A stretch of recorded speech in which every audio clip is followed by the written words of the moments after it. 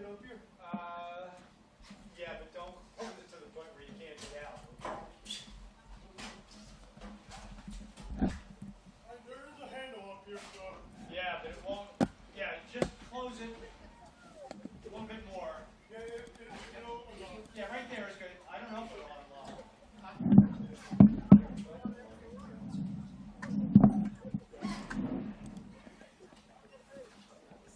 Which side are we on? Which side you want us on? Which side, what? Which side do you want us on? I think you're only going to be on the far side. Sorry about that. So this is, what is that? Twigs. Twigs. Eating for a is it O eating for a? Because if that is the zip club, it's you got the zip code. Yeah, I just Rose need to up. see that. What's the L and L? What's that say? Yeah, is that supposed to be O eating for or is it just No, it's just 8840. Okay. I think they just Got took it. this. We should be good. And then this is. Our audio sounds good. The Bush Lager sponsors us. Right. Yeah. I didn't even know that. The mayor. I know that guy. Hailcon Animal Rest. Really? You know? What? You know the mayor? You know? So wait, so in the beginning, when did we announce these all? Oh, this You being could do a sponsor? that. There's not going to be too many people on the bleachers. Yeah. But I'm going to say, what time is it? We're going to start at 1 o'clock, so it's 12:47. Like, maybe 5 of. Wait till you see people coming in. Okay. I don't think you're going to see too many. Yeah, you won't finish. No, this is going How's to be a the Jacob? How's the burger? And there's games going on. You're gonna get mostly kids. The pie is a little flamboyant, but Okay.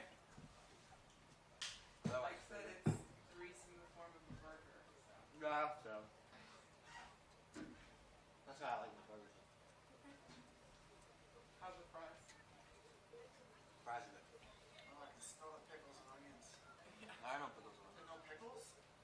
No, I What am I think it's the smelling? burger. I asked him. I think it's just the burger. It's just the grease. Yeah. It's literally just patty and cheese. When I asked him, I was like, because I don't like tomatoes and onion. Because I was like, no tomatoes and onion. But he's like, no, it's just cheese and patty. I was like, okay. I have a friend who goes through drive-thrus and orders a burger, no lettuce, no tomato, just cheese. And I'm like, so do you want grilled cheese? She's like, I don't call it that. It's interesting. It's a waste of words. Yeah. You want a grilled cheese sandwich, which is like a burger, a cheeseburger with no. A cheeseburger with no burger.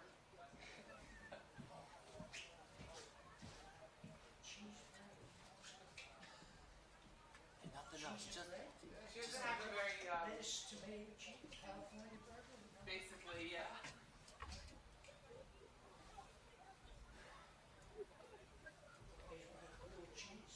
I remember as kids too, like we would go to Starbucks and she would ask for hot chocolate over ice. Why? And I go, so do you want chocolate milk? No, I want a hot chocolate over ice. Iced hot chocolate. That's just. Sounds terrible, but That's what. That's the opposite of that. Like, why would someone do that? I can't get my head around that. Especially cheese.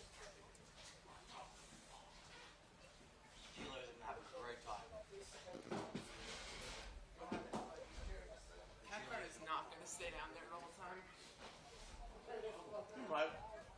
Here's your other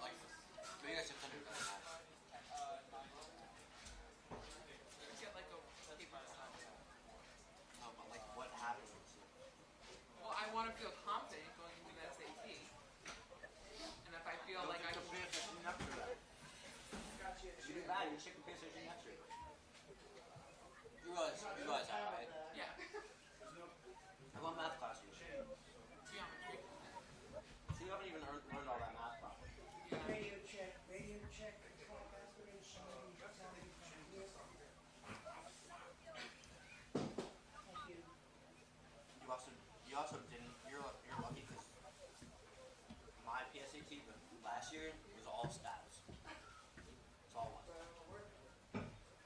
Today's was so easy, math. Hello. Who can I give an announcement to? I can take it. Or give it to her. My hands are pretty easy. Thank you. Thank you.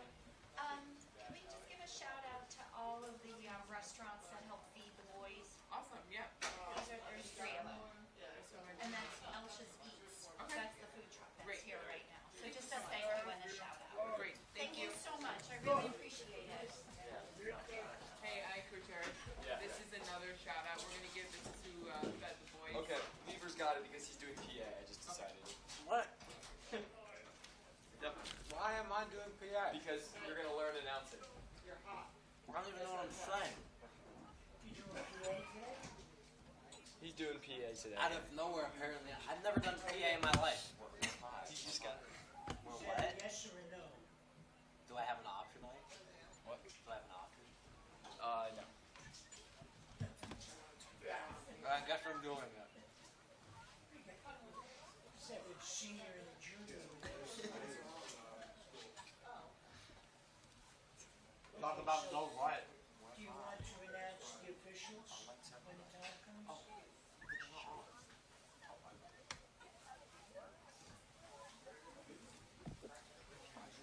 Shh, guys,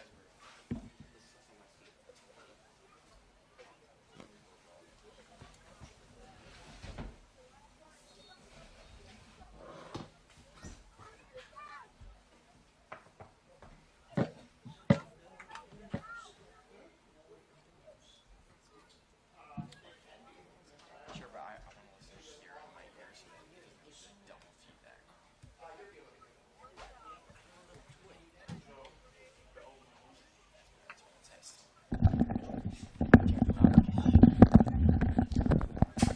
Testing, testing, 1, 2, 3. Test. 1, 2, 3. Testing, testing. 1, 2, 3. Test. Hey, Sid.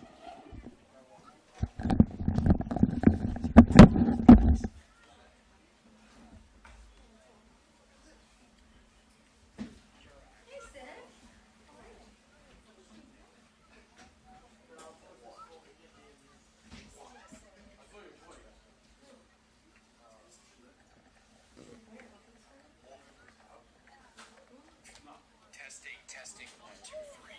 Test.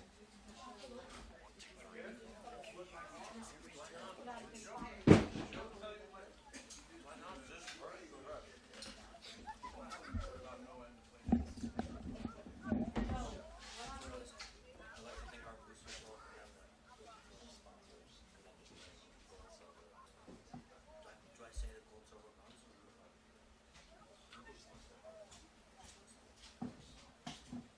I'll say it after. How do I say this? How do I say that?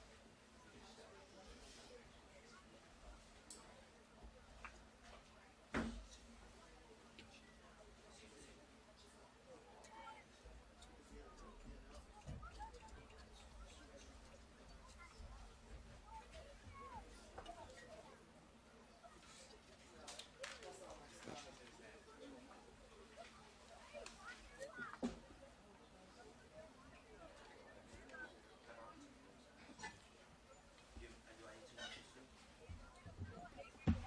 Mark, Moran, Timothy, Steve, that's Do I right. need to announce this? What? Do I need to announce this? Usually they do. You don't have to though. If you don't wanna do it, you don't have to. I'm sure they will. You know, do the pencil or Pencil. for their How about a pen? Pen good? just write out how to say it. Like I said, you don't have to if you don't want to. I'll figure it out. They don't mind. I'm sure they don't mind. I know. I'm trying to figure out what I'm doing now.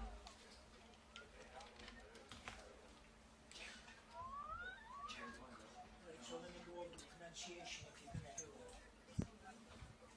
Mark Moran, Henry McDonald, Steve Glassman, William Barbero, Jim Sheen, Robinson, Anthony Robinson, and Lindsay. Lindsay Miller. Do I have to say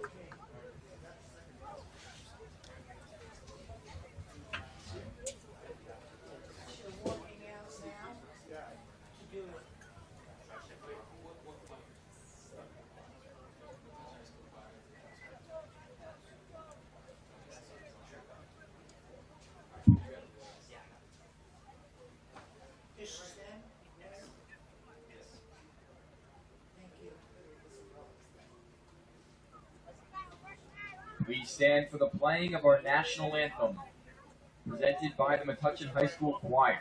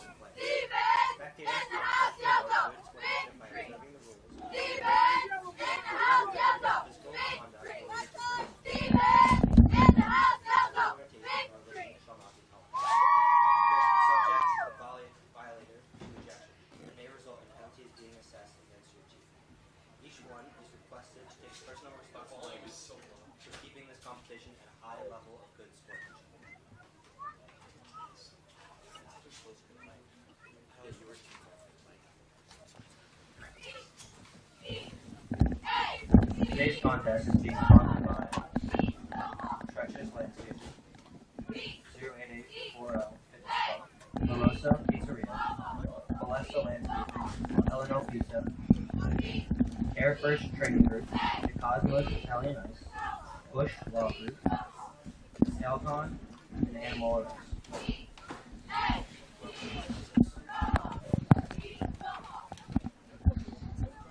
Images Football is fueled by Frescoes by Jimmy, Sunshine Grill, Delicious Peace. Thank you very much.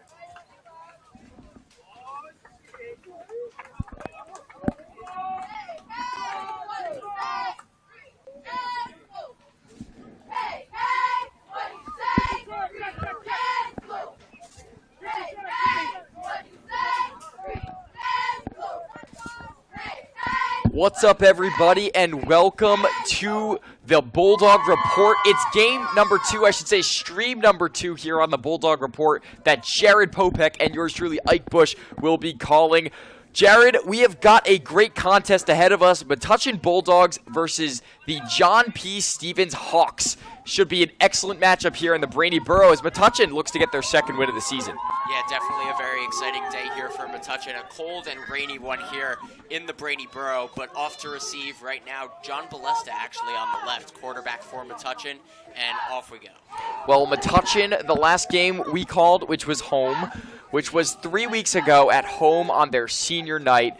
It was a tough loss, a very tough loss to Belvedere at home, snapping Belvedere's 16-game losing streak. But we are ready to go here as Metuchen looking to keep this J.P. Stevens losing streak, which we'll talk about, going as a short kick, which will be scooped up by the Dogs and going right down at around shy of the 40-yard line on their own side of the field. The Bulldogs on the short return from wide receiver Cameron Hayes-Darina. And speaking of Cameron Hayes-Darina, Jared, young talent we've been talking about, especially with Cameron Hayes-Darina and other underclassmen. Let's talk a little bit about that. So we're kind of in the later end of the season now. You're starting to look at the younger talent. What do you have in these younger players with Cameron Hayes-Darina and others? Cameron Hayes-Darina, especially out of of the underclassmen here have really improved this year. He, as a wide receiver, 18 receptions, 155 yards, and a touchdown. Really great for the Bulldogs. He's right near us, number 18. Keep an eye on him. Over there is Jason Woods on the other side. Give to Matt Flood, the senior running back. He'll be stopped at the line. Maybe a loss of 1 on the play. John Balesta in QB leading his Dogs, who have struggled with injuries this season. We talked about last stream Evan Tote's injury, which was, so tragic early on in the season to suffer that on what was supposed to be such a great season. So obviously that was really a tough one for the Dogs, but they've also had a bunch of other injuries. Daniel Cortez is out for the season. He tore his ACL on the home game, and now he's, the Bulldogs are kind of limping out there, but they're trying to get their second win of the season. You see a toss to the right side. Flood breaks out. He's going to move the chains. He's going to get more than that inside of the 45-yard line. Nice run for the Dogs. And Metuchen has really been riddled with injuries this year. We've seen a lot of problems at the high school level with kicking, and Metuchen fortunate enough to have a great kicker punter in Daniel Cortez, but now tore his ACL out for the year, and now they have to look other ways. Something interesting I saw in the kickoff as well is they scripted. They're thinking that it might go through his hands given the conditions right now, and maybe they could get a fumble off one of these. We'll see. As Metuchen's offense, that looked like good blocking up front. They did a little toss to the right side. Blocker shifted right, and Flood was able to break out for a nice run. Flood has really, as we said, taken over the backfield since Tote's injury. Cardillo gets snaps back there too, as you see him in the fullback position. This one, again, a handoff, which will push inside the 40-yard line. And that's going to be a little handoff to John Balesta, the quarterback. Interesting little carry there for Balesta, who they're using like a running back at some points. They use him as a great passer, also at many others. And you got to think outside the box if you're Coach Leitner. You want to try to steal away some of these wins this season. Yeah, definitely. They've really circled around those 3 core players, Cardillo, Balesta, and Flood right now. There's a little fridge gain to Cardillo, who pushes his way inside the 35, and they'll move the chains for the second time this drive. Speaking of the chains, Jared, the chains have been lost until about 5 minutes before the kickoff, which is so odd, but we finally got everything figured out. And on this rainy fall day, the Bulldogs are looking pretty good here to open up the drive, as it's 1st down and 10 after two times they've moved the chains. So they've got shotgun formation, twin set out right. McPartlin outplaying quarterback, and he gives on a jet sweep to the outside, and this is a nice carry outside, a really nice run for the Bulldogs, and it'll be near the 1st down, but not quite. It's Justice Leitner who got the run. Gain of about 7 yards. So, Jared, we talked a little bit earlier. I brought it up. J.P. Stevens, this team hasn't been so good in the last couple of years, and when I say that, I mean their last win was October 26th of 2018, which was 4 years and 353 days ago, so almost 5 years, Jared. Yeah, and J.P. Stevens actually has a pretty sizable roster, you can see over on the far side. And there's a handoff for Flood as he pushes his way inside the red zone, and the Bulldogs are really starting to threaten that white defense. But this is what you want to see from, and obviously the team, like we said, right? They haven't won in a while. J.P. Stevens, they're kind of struggling lately, but Bulldogs, this is what you'd like to see on their opening drive, right? Big chunks of yardage, big gains, very effective running, very effective blocking, which we've seen offensive line struggles, and they look really good right now. So the Dogs now in the red zone for the first time. Toss to Flood, who's gotten a sizable amount of the carries today. He'll be stuffed at the line, leading the chase on the J.P. Stevens defensive line. That was a nice tackle by Joshua Palmer, who also plays running back on the offensive side. I'm really liking what Metuchen's doing here. Definitely rainy and cold here, so they have not passed yet on this drive, and they're still moving the chains right down now in the red zone. That was really one of the few plays that Metuchen ran that they didn't pick up 4 or more yards, I should say. And with McPartlin in, this offense looks highly effective. There's Balesta, it seems, in the backfield. McPartlin will be taking over as quarterback next year, with John being a senior. And here's the give to Cardillo, a flag on the play. Looked like it might have been a hold. Cardillo finally will be tackled around the 10-yard line, but I think this is going to be coming back with a holding on the offense. And that'll set Metuchen into outside of the red zone now, as we're set up a 3rd down and I think 20. Oh, it's still second. It will be a repeat down. Sorry, second down and 20 yards after the hold by the O-line. So the Dogs now have to think outside the box, like we said. Coach Leitner loves to do this. He loves to be able to, think of schemes that will get them big chunks of yardage. And it's worked today. You have to really start to think now. You're down. You got second. You really want to start with a touchdown, and now you kind of have dug yourself into a second down and 20 situation. It's definitely recoverable, but you want to be able to put 7 on the board rather than just 3, right, Jared? Yeah, definitely. And Metuchen has been riddled with injuries, or not injuries, penalties, in the past few games. As Molesta, the quarterback, running back, DB, does it all, goes outside of bounds, and he'll pick up a nice gain, but nothing crazy as the Bulldogs now have a more sizable third down attempt coming up. Have to love John Bolesta's commitment. He's been a starter. He started last season after Stephen Mielishin's final senior year was in 2021. He played a great, went on to go play football at Pace University. He's still there now. John Bolesta took over the squad last year, and he's been the quarterback ever since. Now it's McPartland, the sophomore, who has really taken the reins for the Bulldogs at QB, with Bolesta being sort of a utility guy with dealing with injuries. Here's a handoff to Flood. He goes up the middle, and he'll get right through the 15 or so yard line. Kicking, by the way, for the Bulldogs today. I don't know if they trust him enough to go get try to go get the 3 here on the field goal, but it is technically Jason Woods, number 13, who's also their wide receiver 1 on paper. So, again, you have to be flexible if you're going to play football. You got to do a little bit of everything. 4th down and 8 is the setup. Certainly manageable the way Metuchen's been moving their offense. And there's going to be a timeout by Metuchen, and they're going to talk things over. Jared, if you're Coach Leitner, what are you telling your team right now?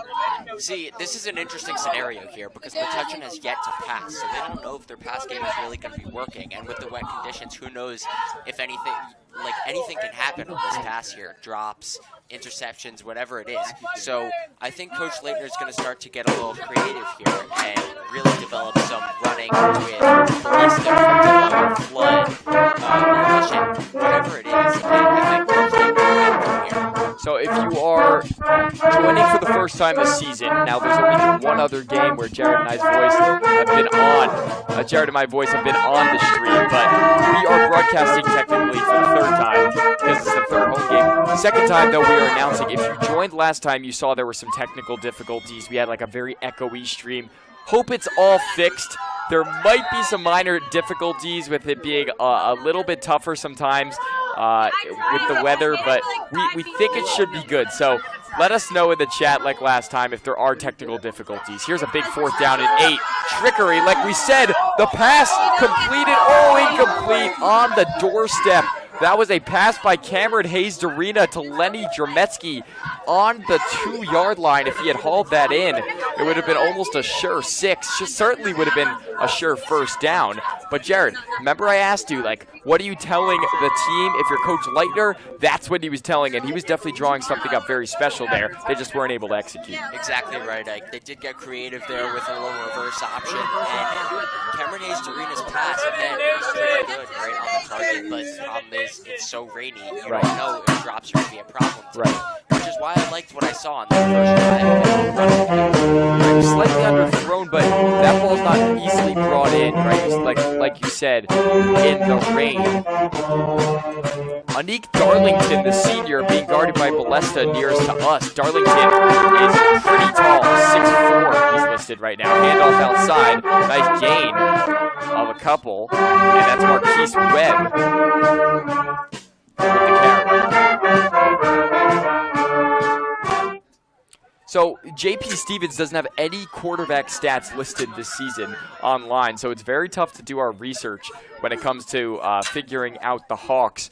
But we do know that this is a program that has struggled, like we said in the past, and they might use a little bit of a committee, like we said. So we just saw that time Webb with the carry outside. He's a quarterback linebacker as listed on the roster. So a little bit of everything I think we'll see today. It's Webb in the backfield. Darlington playing receiver again. 3 on the right, 1 on the left. They throw to Darlington. He makes the catch. Good blocking to get him to around the 26 or so yard line. Tackle by Kyle Johnston. It will be a first down. It's interesting to see if JP Stevens is going to be really balanced today in their passing run game. I think they're going to go more of a run. And something interesting to note, number 12, Joshua Palmer, 5 rushes for 20 yards and 6 touchdowns. So clearly the goal line running back there for them, as well as Hyven Biffett, 8 rushes for 88 yards. So they definitely run by committee in the backfield, like Metuchen a little bit. Balesta, Flood, Cardillo, they all use them in the backfield as well. So we're going to see a lot of running today. Right, good news for the Dogs. Kyone is in, number 77. He's also been dealing with some injuries, as reported. You see him, he's like the run-stuffing freak for the Dogs. Man in motion, looks like it's going to be an option play. Handed off to the outside, bouncing. It was an inside handoff, taken outside. Nice carry by number 3, Quadir Johnson, the junior. And he'll gain about 7, and Metuchen's defense showing that they can make the tackles, but they have to come sooner because you don't want to let them get these big chunks of yards. A problem we saw with Metuchen on the Friday Night Lights game against Belvedere was the defense was just on for so long and they got tired out. Their offense didn't even come onto the field until midway through the second quarter, so their defense was just getting exhausted out there and exhausted. That's exactly right. That's why you kind of want to dictate the game, the course of the game, the way that you can, if that makes sense. Take what you can. Short chunks of yardage isn't always the worst thing if it burns some clock. Setting up again. Interesting, man in motion, looks similar to last time. This time they're going to go in the pass. It's going to the air and a gain of a couple. That was Noah Chung.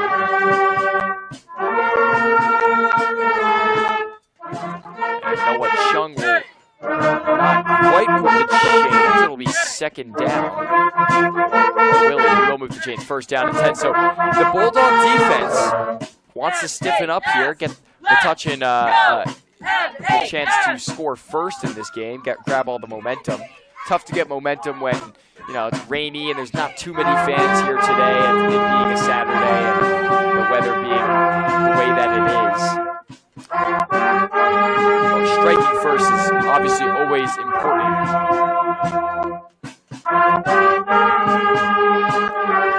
Botch snap, but he moves to the left after picking it up.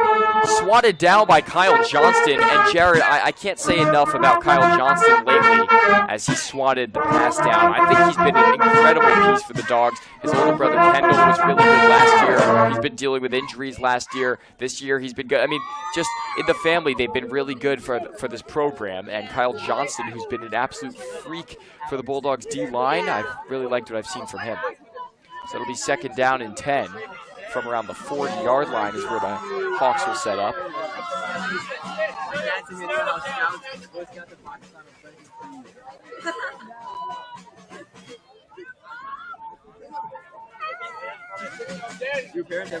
Just joining us, 0-0 score here, Bulldogs and Hawks. What should be a really good game.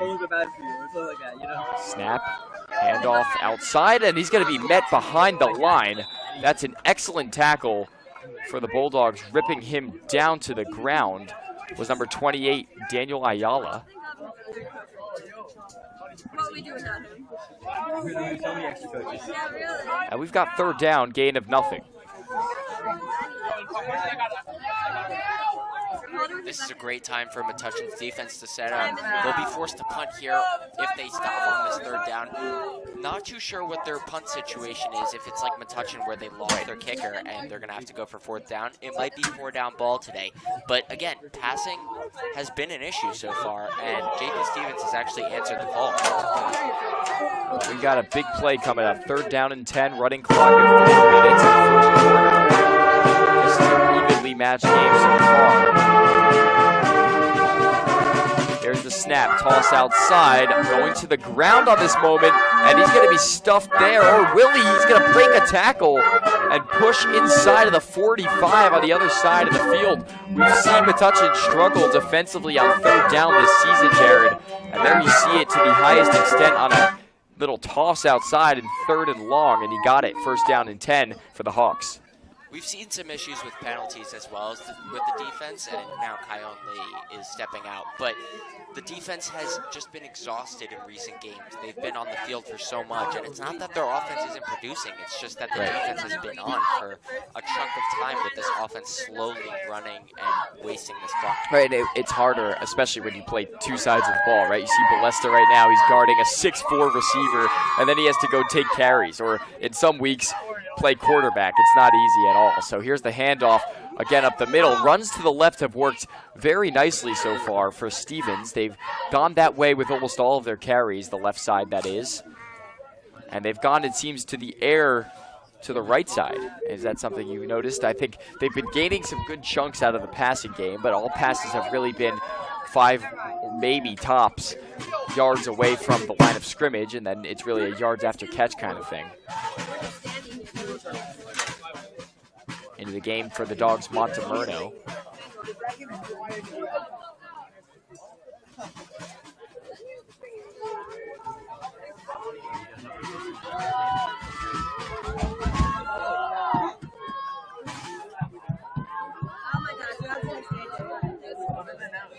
And in motion, low snap again. Little option play, and he's going to be met at the line by Montemerno, who's just subbed into the game moments ago. Nice stop for the Dogs, and Montemerno with a couple other players able to take down on the play.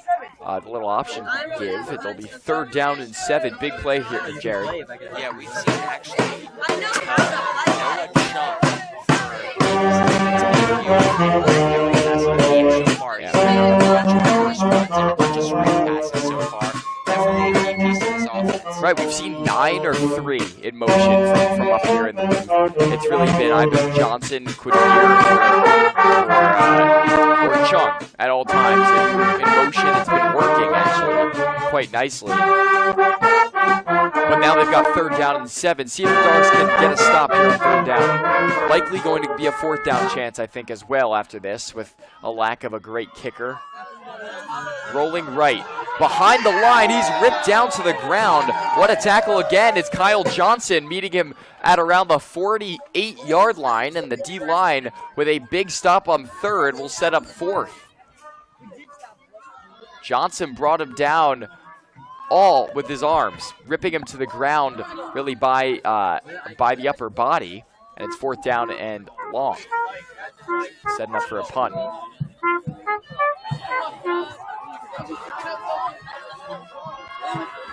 Inside of a minute, a fluid clock in the first quarter. Bulldogs and Hawks still tied, and a scoreless draw here in the first quarter. Here comes the punt. A nice punt. It'll bounce in the 20-yard line, and inside of the 10, it will roll. How nice is that punt, really? It's perfect. At the 1-yard line, it gets spotted. Perfect punt, and Jared, we saw Noah Chung in every aspect so far offensively. Now we see him in the special teams punting it to the 1-yard line. Literally could not have punted it any better. Yeah, that was actually a perfect punt there. And Metuchen now has to get a little creative with getting out of this situation. Now they're in, honestly, safety range. And it's always difficult with coaches to decide, do you run or do you pass here? Normally they choose to run, but if it gets stuffed, it's real dangerous. Jared, it's going to Cardillo. I'm telling you right now. It's going to be a handoff to Cardillo. He'll get 3 yards, and they'll have more breathing room. I just think that that's what they like to do. They like to give it to 33 in these situations. He's a great blocker, and man, can he run. You see him set up at the fullback position right now. I bet it's Cardillo, but we'll see. They also have Flood in the backfield. And it's given to Cardillo. Nice prediction by me as he takes it outside of the 10, or inside of the 10 at the 8 or so yard line. And that's actually a good play because, you know, when you watch the NFL, you might see a fullback. He's able to pick up 2 yards, almost guaranteed at all times. At the 1-yard line, you might give it to your fullback. But here with Cardillo, we see underrated speed. We see underrated elusiveness from him. He also has played tight end in the past. That's really his main position. So he knows how to run downfield and find holes, and he's able to pick up a decent amount of yards, 8 yards on what was just supposed to give them 2 or 3. He'll take 8, though. End of the first quarter, though, Jared. We're scoreless, 0-0. What does Metuchen have to do offensively or defensively if they want to take this lead and win this game?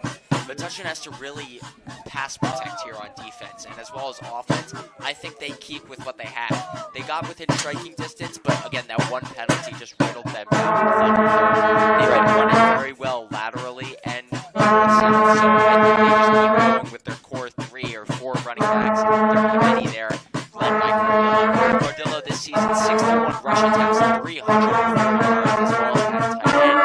6 receptions and 9 yards. He plays both sides of the ball as well, being a linebacker, 3 tackles for loss, 41 total tackles, 2 forced fumbles. He is the X factor for this team, and I really want them to use Cardillo down in the final stretch. Jared, how much does the weather affect your play calling if you're head coach Leitner? You know, you have to make sure you make the right decisions. There's lack of you know, you don't want any fumbles. You don't want any unnecessary incomplete passes like there was before on a scoring chance. So how does the weather affect your call? Right. Now, what we've already seen is they're not doing many shotgun snaps. They're going under nickel, which I like because you could fumble the snap, which we've already seen JP Stevens do. Luckily, they've recovered these. And I think that they honestly just keep it in the hands of their running backs. These passes are not guaranteed today. Yeah, well, they give it to, it looked like Cardillo got it as well. And this time he won't get that big chunk of yards you want to see from him, and it'll set up 3rd down and short. As he was stuffed at the line. And Coach Leitner's already gotten very creative. We've actually seen JP Stevens with a lot of reverses and screens, some interesting plays so far for them on offense. They have a new head coach, Jason George, as well as Joe Ravito, their old one, both head coaches there on the opposing sideline for today.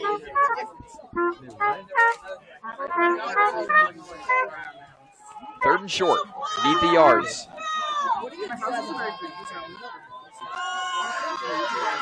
Flood in the backfield. Cardillo moves into motion. Handoff, Flood. He's pushed for the 1st down, and they'll move the chains. That's a big pickup for the Dogs. They'll move the chains now. And remember, Jared, if they score a touchdown on this drive, which they've got a long way to go, that would be a 99-yard touchdown drive, and that would give you a lot of momentum. If you're able to do that, start this, the game off with 99 yards for the score, that would be awesome. Start the scoring off with a 99-yard touchdown drive. So that we'll see if they can do that. 1st down and 10. They've given the ball off every play this drive so far.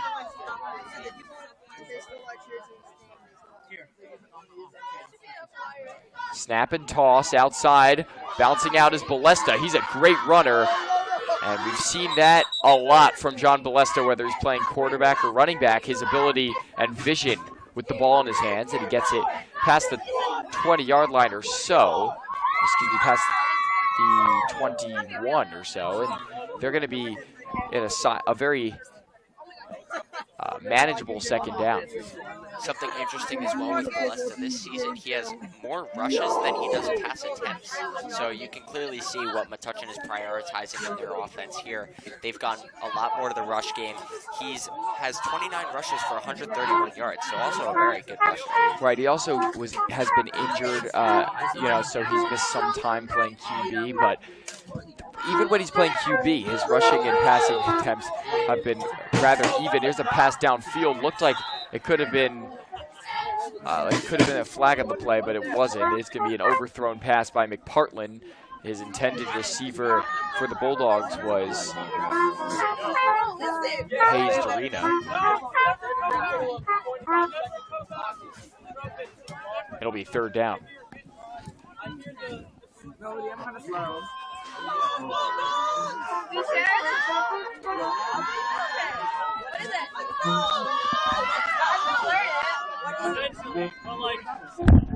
Next year? It got really annoying last year. It did. That's what it did all the time. It's going to be a give inside, barreling to the 25. They'll move the chains again now. And the Bulldogs, Jared, like we said, have really started to find their groove offensively. Yeah, they definitely have. Their first drive, now they've exited the game here from the 1, and now they're up down to the 25. So they're moving the chains here. They're driving well, and they have 10 minutes left in this half to really strike first and, make an impression on the JP Stevens defense here. 1st down and 10. Dogs with the ball at the 15, or just past the 15. McPartland under center takes the snap. He's in motion play action, throws down to Cardillo, the tight end. He's going to take it past the 40, past the 45, and a pickup of about 20 yards for the Bulldogs. How about that, Jared? What a play, finding the tight end in stride to pick up double what they needed.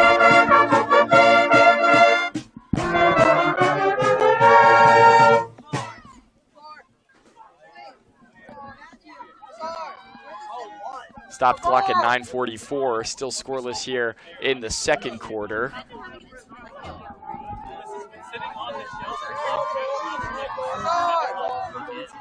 No targets for Jason Woods yet.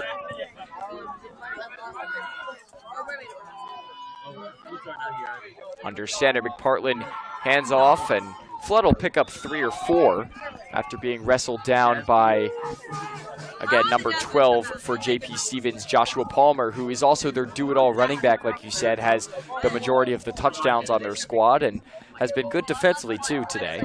Second down in a few. We've been seeing this a lot already. Their core 3 is working well. Matt Flood with the carry there to pick up about 5. And Matt Flood this year, 56 rushes, 33 yards, and a touchdown. And as well as on defense, a two-way player, 10 total tackles, a fumble recovery, and an interception. So their core 3 really is encapsulating this game right now, and I like what they're doing.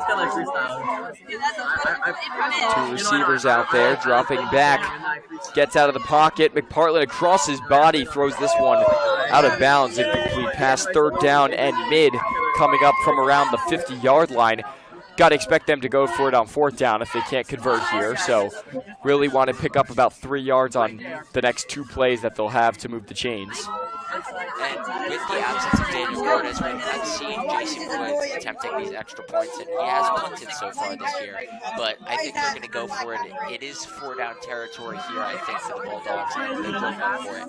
McPartland, again, in at quarterback. They're using Balesta interesting today. He's not on the field right now, but he has been used, I think, at tight end, quarterback, running back, he's been everywhere so far for the Bulldogs. 3rd and 6. Toss right. Flood makes the grab, moves past the 50, past the 45, inside of the 40, slips.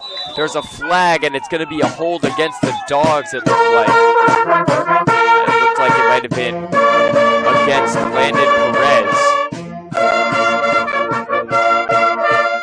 We're waiting on the official call. That would be really upsetting for the Dogs after they moved the chains on 3rd down in a big spot there, but still waiting on the official call. Refs discussing. I might have seen a hold there, but yeah, that's what they're going to give. Holding against Landon Perez sets them 10 yards back from the initial spot. I have no idea what the notes are.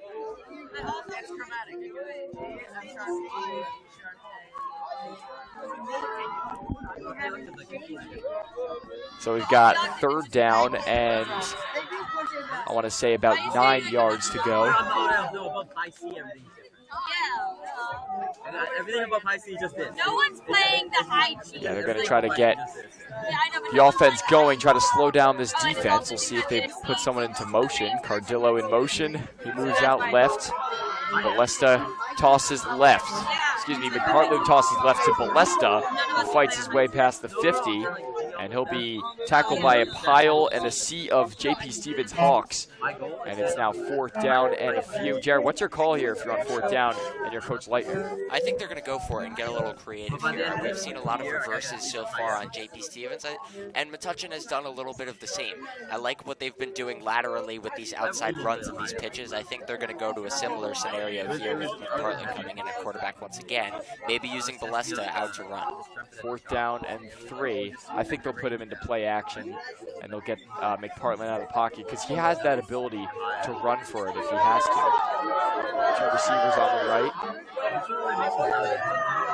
It's always Hayes, Dorina, and Woods. They'll give to Cardillo. That's their favorite play. They used to do that to Matt Sadovsky last year and the year before, and Cardillo was able to get the Bulldogs inside the 40-yard line in JP Stevens territory, and then now they're really talking. They've already traveled 60 yards down the field so far. And what the Bulldogs have been done to recently in these past few games is their defense has been exhausted. Now they're exerting some force on the JP Stevens defense. This defense has been out since the end of the first quarter, and now already 5 minutes into the second quarter, still driving and using all 4 downs to move the chains. Great job by the Bulldogs to convert there. Yeah, it's been really nice watching this offense. Even on the drive, they didn't score on. Nice play calling all around. Toss outside to John Balesta inside the 30. He might get lost to the 15-yard line. John Balesta with a huge carry. I love seeing him play running back. We saw him, you weren't announcing that today. It was really just me and Eddie that were doing the game. But Balesta was the backup running back when Stephen Violish was playing quarterback for the Bulldogs. He was the backup running back behind a couple guys, Anna Porta, trying to think. There's a couple other names too. I'm blanking on. I'm sorry if you're watching, but if you're watching it and you were one of those guys. But Balesta was one of the guys they like to use as a pass-catching running back, like a screen pass-catching running back. He was really good as an underclassman, a sophomore. He was able to make a nice impact, and we looked ahead at the future for him as a running back. He obviously took on quarterback the next year. A give outside. This is going to take them south. And the Bulldogs lose a couple of yards on the play to Justice Leitner. They like to put him in motion and get him in the open field, but Leitner couldn't crack the defense and lost a couple of yards at around the 20-yard line. And we've seen the Bulldogs so far get within striking distance, get into the red zone, and then sort of have some trouble. They've lost a little bit of gain here, and I'd like to see them do what they did really on that conversion with Cardillo, some different reverses and some misdirections, and we've seen it work so far with the Bulldogs to get upfield. I'd like to see them do that again, and Cardillo and Flood in the backfield right now, so looks like it's going to be going to Flood here. Interesting call. I think you're right about that. They give it to Flood. Flood bounces inside the red zone, and a flag. I didn't see any flags there. There was definitely a call. Jared, did you see anyone do anything illegal there? I didn't see a hold, but that looks like a call. In some of those scenarios, it's normally when the receiver is trying to block against the defender, and it might actually be defensive holding in this scenario. But I guess we'll see what the refs decide here.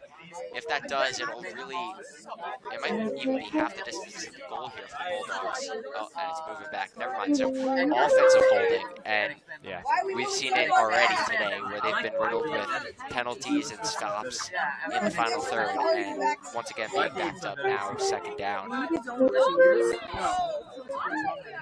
Second and 15. Dogs knocking on the door. They are 0 for 1 in the red zone today. A timeout called by Leitner's guys. They'll talk it over with 5:51 in the first half. At the end of the first half, the cheerleaders have a little routine they'll be doing. We'll still be on stream, and also the marching band will be presenting. We will not be announcing, obviously, but we will be on stream if you want to watch and check it out. Make sure to stay on for halftime, second half action. Again, Jared Popek and I will be taking on the last half, which is set to be a good one, the way that it's looking right now. 0-0, Jared, still scoreless, but the team's looking generally very evenly matched. We've seen some very promising stuff from both sides today, and I think that it's just going to be a matter of whoever strikes first. I'd love to see the Bulldogs strike first here, but of course you got to get this first down now. This is really important. I think Coach Leitner once again is going to get a little tricky here with some reverses or some, maybe even a pass here like they did with Cam Hayes-Dorina throwing it down on the goal line on the other side. I think they're going to get a little creative here, and let's see what they can do. See if they get creative. I think they do a good job at doing that when they get really smart with their play calls. Running back in the backfield, Flood. Oh, give it off to Cardillo. He takes it inside of the 10. What an interesting play that was, as the Bulldogs, again, like you said, getting a little creative, getting a little sneaky, sneaking it inside of the 10-yard line, approaching the 5. The forecast, you know, the weather is not too great right now, but it's doing a little better than it was. Rain is not expected to stop until 3 a.m., so unless this game goes to maybe 500 overtime, there should be at least a light drizzle going on really the whole game. But the Metuchens found their way around the weather problem so far today. I think both of us got confused on that fake, so that means it worked. Yeah, it worked, and this one, speaking of worked, Flood, end zone. Touchdown! Bulldogs score a touchdown. Matt Flood to the house. He's been excellent all day. This time, the run is worth 6 points with 5 minutes flat on the board in the first half. The Bulldogs strike first, Jared. It's 6-0. What a play it was. Flood finding the opening holes and pushing himself into the end zone.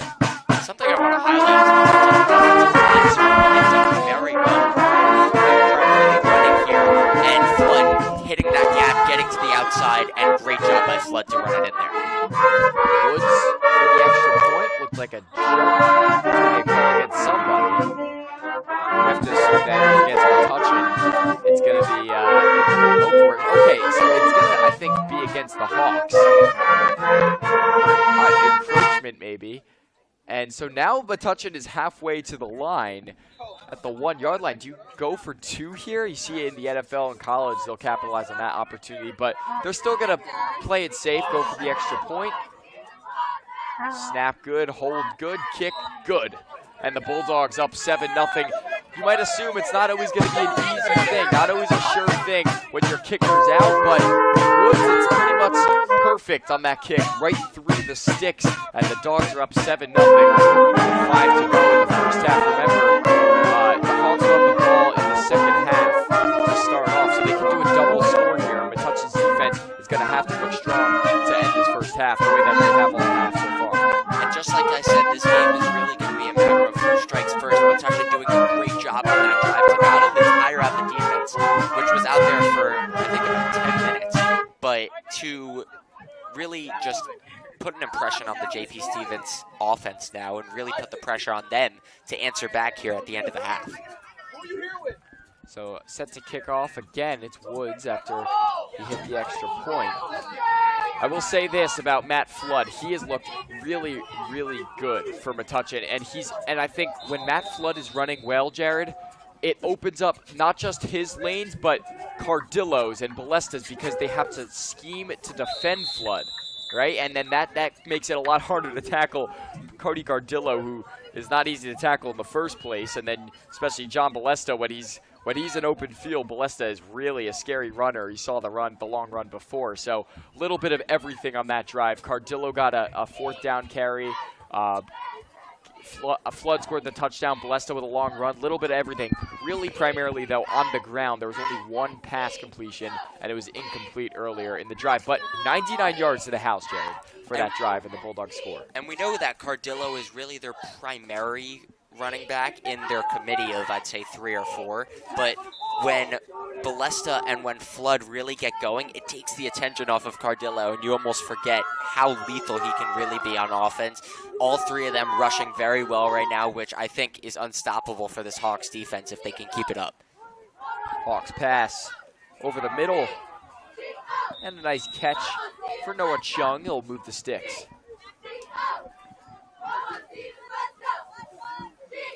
Noah Chung also played basketball, just as somebody that announces basketball. Metuchen played Wardlaw Hardridge. Jared, before you started announcing basketball, it was like, I think one of the last few games before, but that was the game when Metuchen played Wardlaw, was the game that Eddie was back in the booth with Josh Hyman and Dylan Manfrey. We were like 4 people on the stream at once. It was awesome. But yeah, they were all here, and we were able to watch Metuchen and Wardlaw play, but Chung was their big man, if I remember correctly. He was playing power forward, I think. So he could do everything. There's a pass intended for him. He caught it, but he might have been out of bounds. Remember, the rules in high school and college are the same. So you don't need 2 feet down in order for it to be a ruled a catch. Just need 1. But both feet were down on the white, making it incomplete. Stops the clock at 4:13, the incomplete pass. And second down.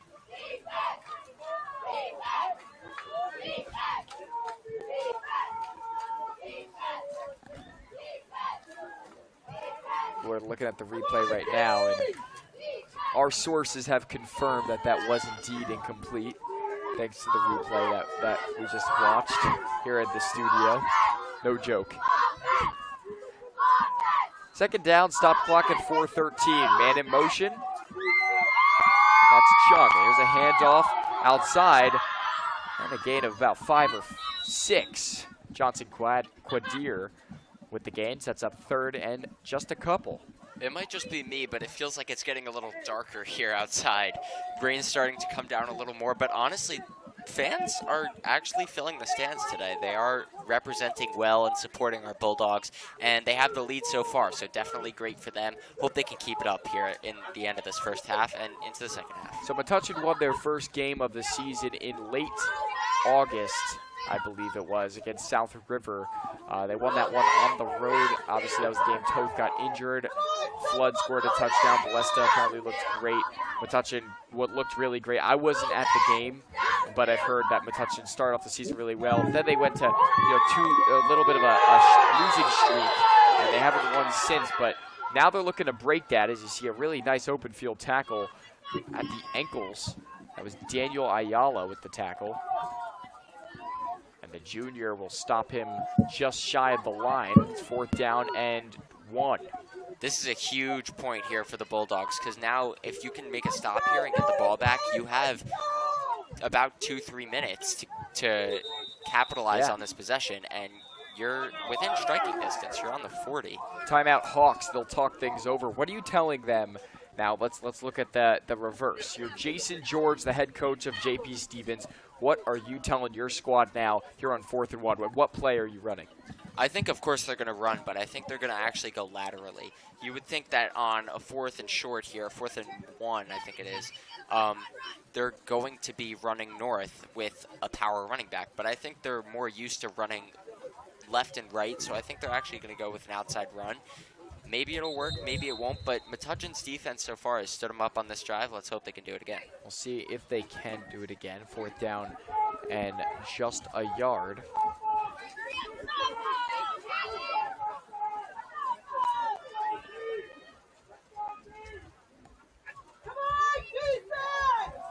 Big spot here. Road cheerleaders are at this game too. Some JP Stevens fans in attendance here at the Brainy Borough field.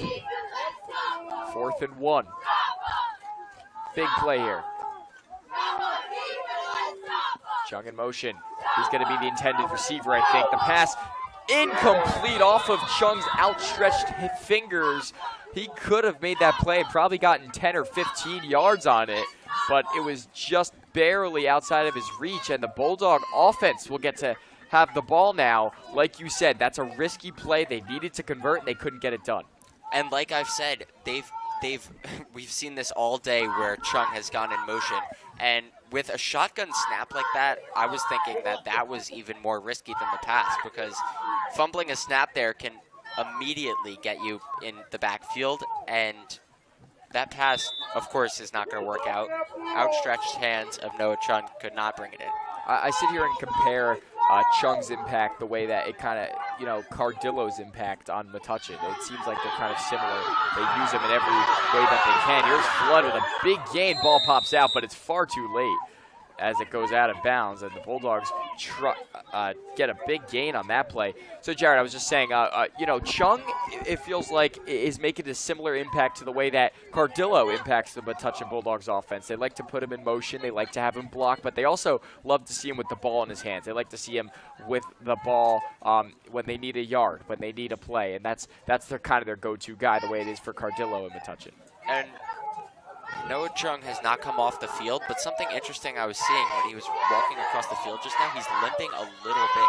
Yeah, and he's staying on the field. I'm seeing him, as linebacker, but he does seem to be, a little shaken up. Shuffling to his left to make the tackle on Flood. That's Chung with the tackle at the 27-yard line. Interesting.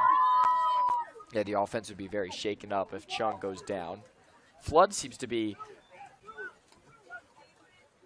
okay, but he comes off the field. So no problem for the Dogs as long as Flood's okay. They have a couple other options that they can give it to that have also been working today. Obviously, you want to see Flood do okay. He seems to be all right on the sideline, just rest a little bit with Ballesta and Cardillo in the backfield. Wood still hasn't been targeted this half. We saw it in the Belvedere game, too. And as Metuchen is starting to drive here, you have to start paying more attention to the clock. Only 1:50 remaining. And a toss which was delayed. Weren't on the same page, it seemed. McPartland's toss to Balesta will set him back a couple yards. Got to remember, field goals aren't really an option. They're not such an option here without their kicker. At least long field goals, I should say. Without their starting kicker being able to be available for them. So probably 4th down territory regardless for Metuchen.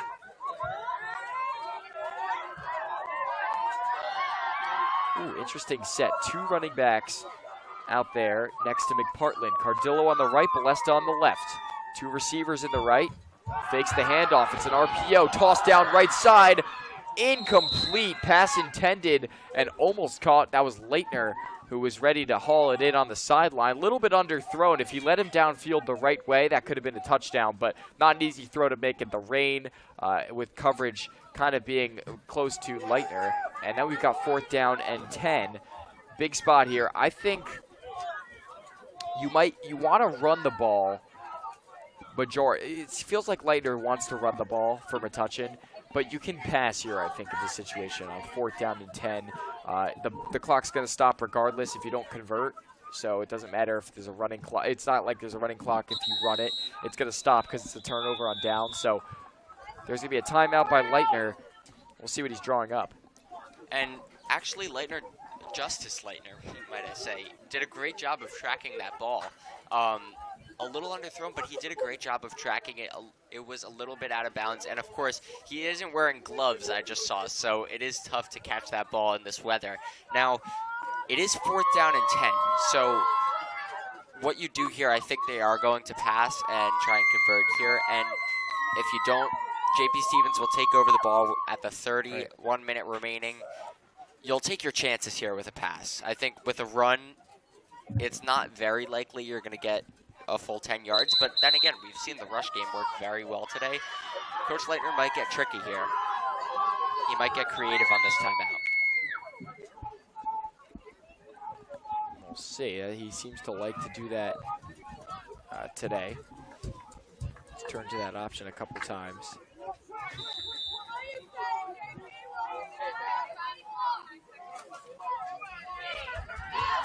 All right, big spot, 4th down and 10, 59 to go. 59 ticks left in the second quarter. Man in motion. They're still going to the air. Toss on a screen pass to Cardillo. Incomplete, and that'll be a turnover on downs. Metuchen's offense has looked good on the ground. Not great passing. A man shaken up for JP Stevens. Limping off the field is Hyben Biffett. And that was just an unfortunate broken play for the Bulldogs. Not much coming out wide for the receivers there, and the check down option was Cody Cardillo, just a little underthrown there, and Cardillo couldn't haul it in. Now JP Stevens will take over, and I think they're going to get creative here. Definitely a big impact point if they are able to score at the end of this half, because they do get the ball back, like you said, so now they could answer twice. And Metuchen has no timeouts, so they're pretty much they're not. It's not exactly realistic for Metuchen to get a stop and score immediately. So JP Stevens can now, with 53 seconds being a lot of time in football, they can get, like you said, a little bit creative.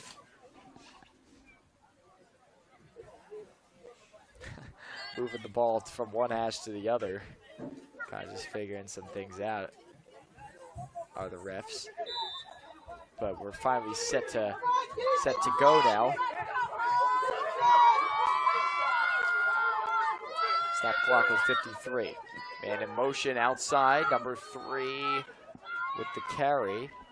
And again, it's been all day. Johnson Quadir the whole day has been getting the ball along with Noah Chung. If it's not him, it's Chung, and if it's not Chung, it's him. And it's working. Big chunk of yardage, gets out of bounds. That's a perfect play for Stevens as they get just a yard outside the first down now.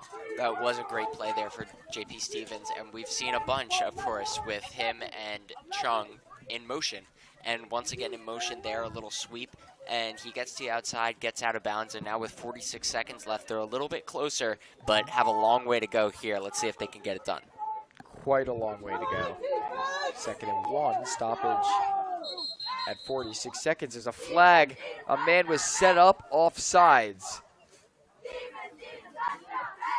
It looked like wide receiver number 16, Yacht Powell, was set up offsides.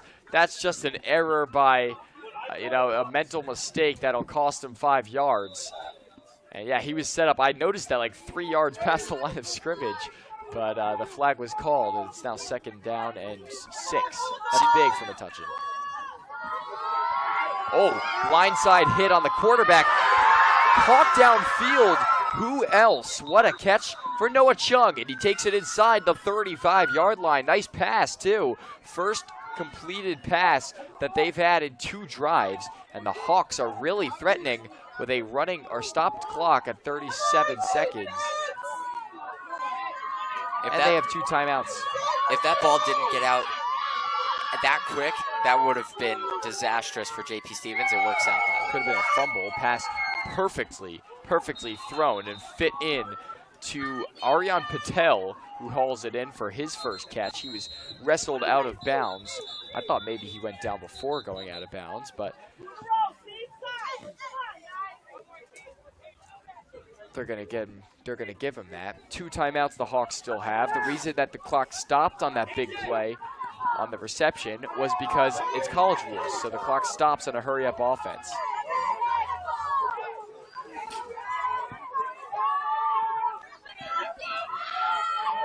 Kyle Lee out of the game. Montemurno into the game.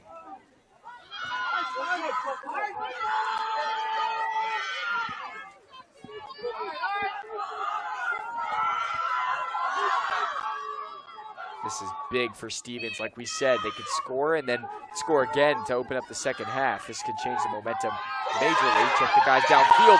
In the backfield is Johnston getting out of the pocket is Webb. He's going to be hit hard by Johnston, who missed the initial sack, but he's tackled just a yard or so later. That was a big tackle from behind him. Johnson almost had a sack, which would have maybe ended the half. Clock stops after a Hawks timeout. 13 ticks to go. Metuchen would love to keep the Hawks off the board the entire first half.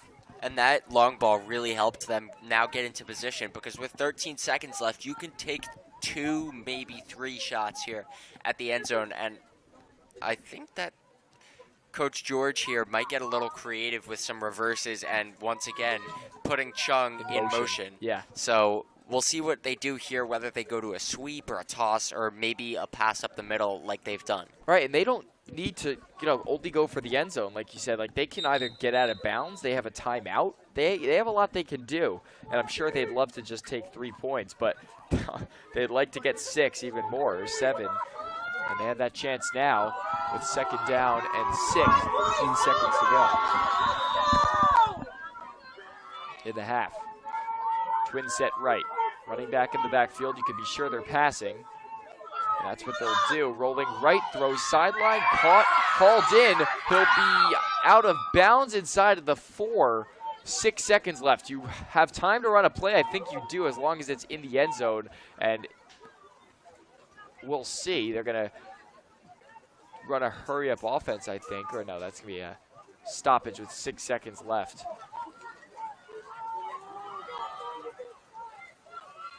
Figuring some. He got out of bounds, I've been told, so he's going to be stopped.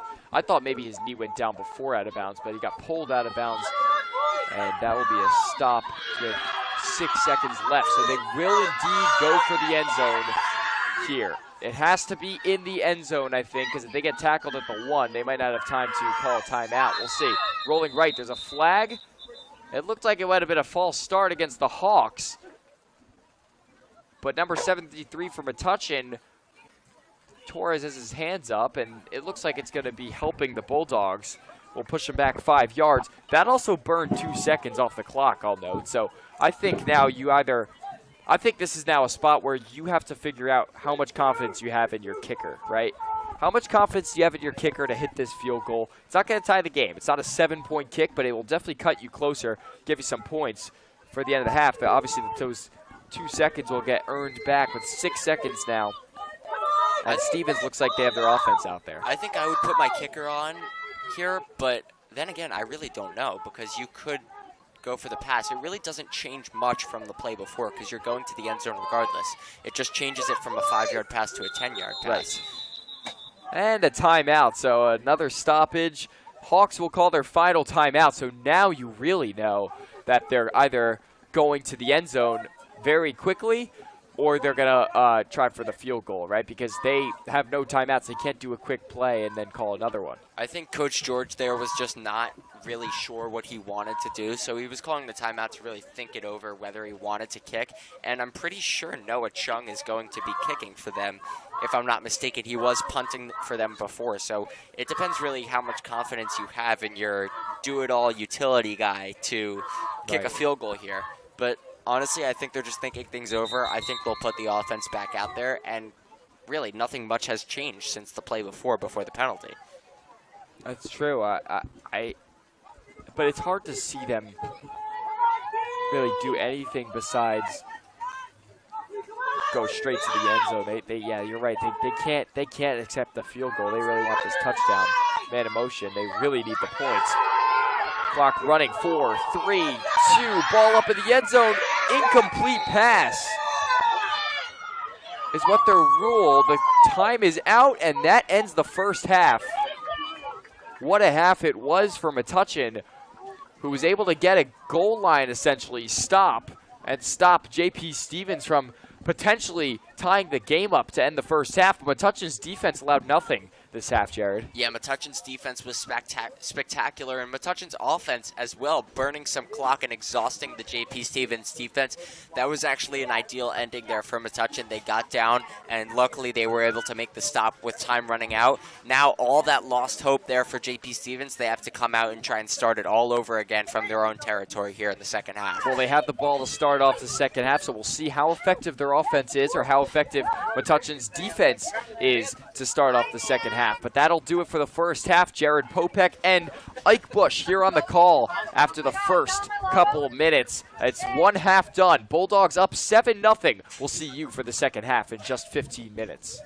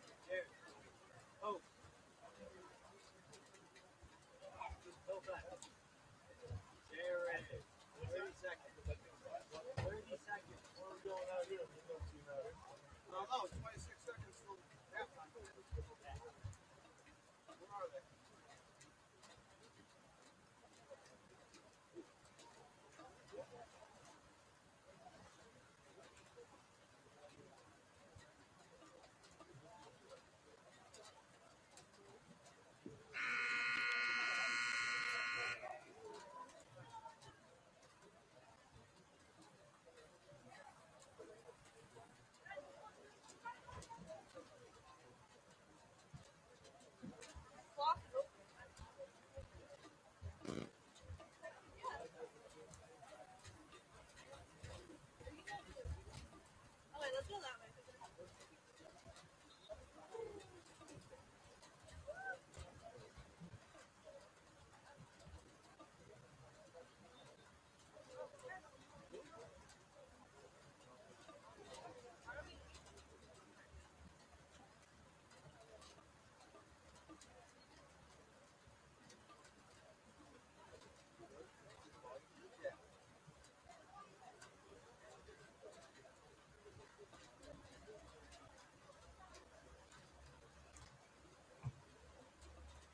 It does, right. You got a lot of good feet. He's an absolute fucking idiot.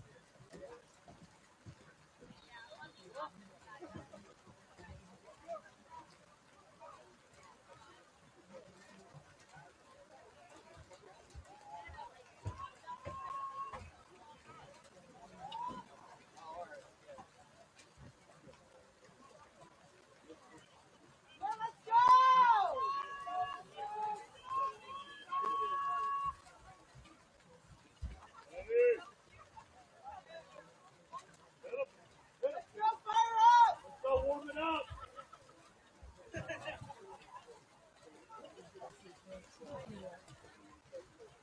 him warmed up.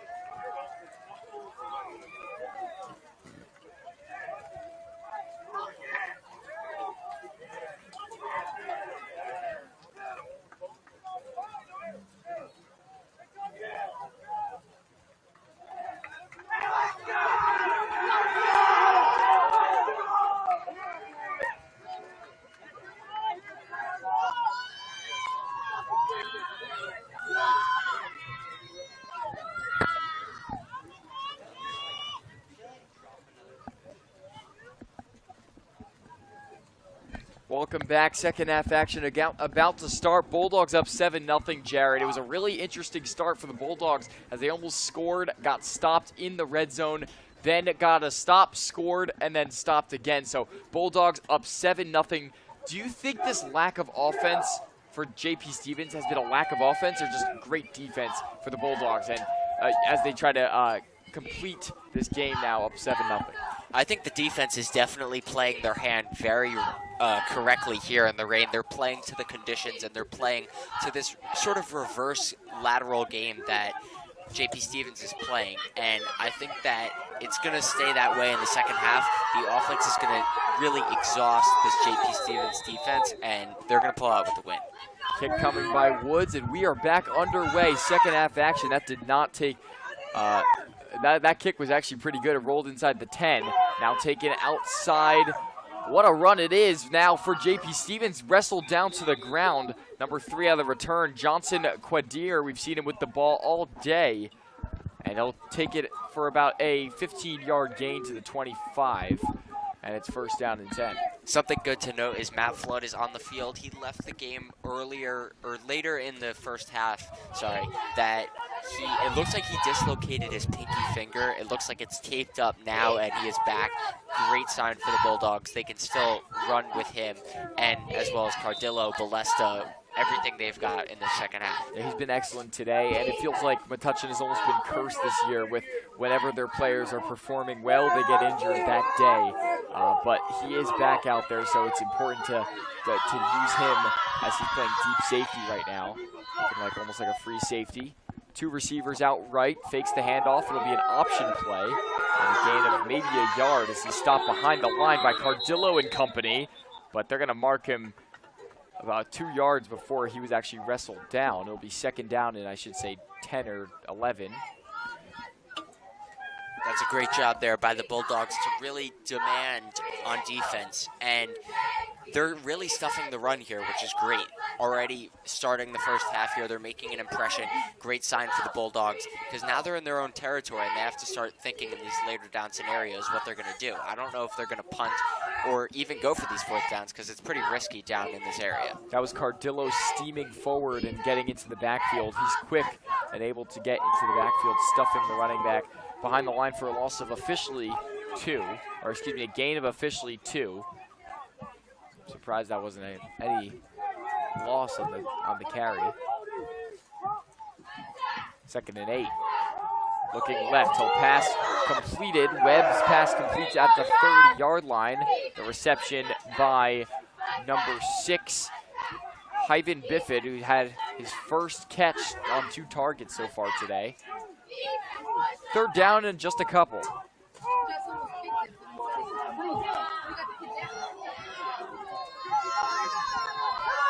And now like you're approaching these later down scenarios where Coach Jason George is going to have to get a little creative here, because what do you do if you don't convert this? It is a 3rd down and 2 here. Let's see what they do.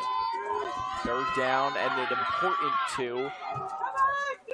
Probably will see a 4th down if they don't make this, but want to get it here and guarantee that you'll move the chains. Man in motion, it's again a handoff to the left side, sweeping through. That'll get them to move the sticks. That's Quadir with the first down, and the Hawks looking pretty threatening here as they've already traveled about 15 yards down the field in total. And that's one of the plays that actually the Bulldogs love to use, that little reverse cut back there for the running back. And he found the hole through the defense, something the Bulldogs love to do, but it ends up hurting them here. Moving the sticks and now still driving in this cold, rainy condition here in the Brady Borough. Running clock at 9:30, Bulldogs up by just 7. It'd be nice if they can add to that lead before JP Stevens cuts into it. It's a 7-0 game.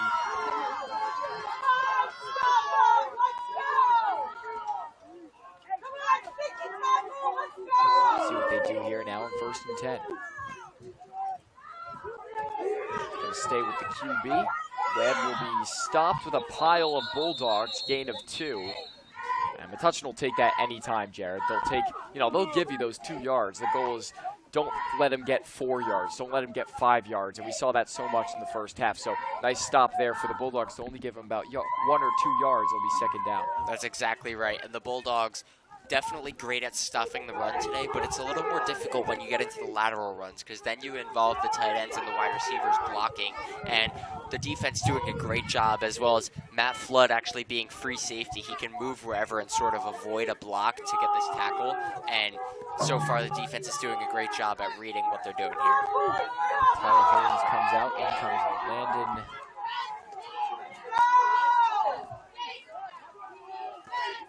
And we've got a second down and 7.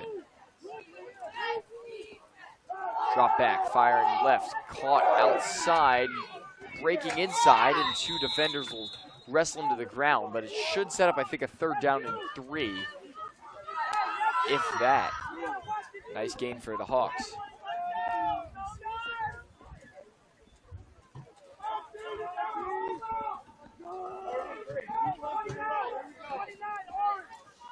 just joining us, it's been a really even match between the Bulldogs and Hawks, as the Bulldogs only up by 7. Really defensive battle in this one.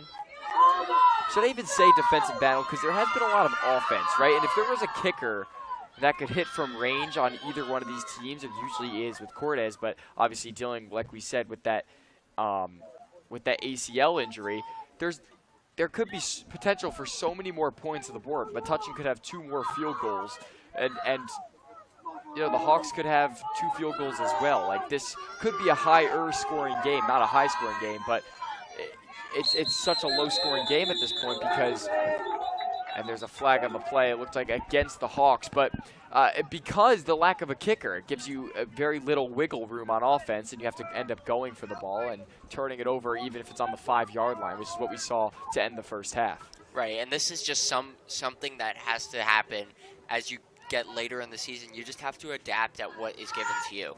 And the Metuchen has done a good job of it today, especially. They established the scoring first late in the first half, and now they're sort of putting an impression down on defense. They need to stop them here on this 3rd down because, honestly, a 4th down here would be pretty dangerous. I would think they would look to punt. Right. And the other thing is, if you can stop them even on 4th down, right? You're on the other side of the field and you have the ball and the lead late in the game. You're looking good as long as you're able to score more points and reassure yourself that you can win this game. So we'll see. 7 minutes to go. They've burned a lot of clock, almost 5 minutes already burned off of the clock here just in the 3rd quarter. Metuchen hasn't even touched the ball yet here in the 2nd half. They go to the option. They'll give it off, and tackled just around the line will set up 4th down.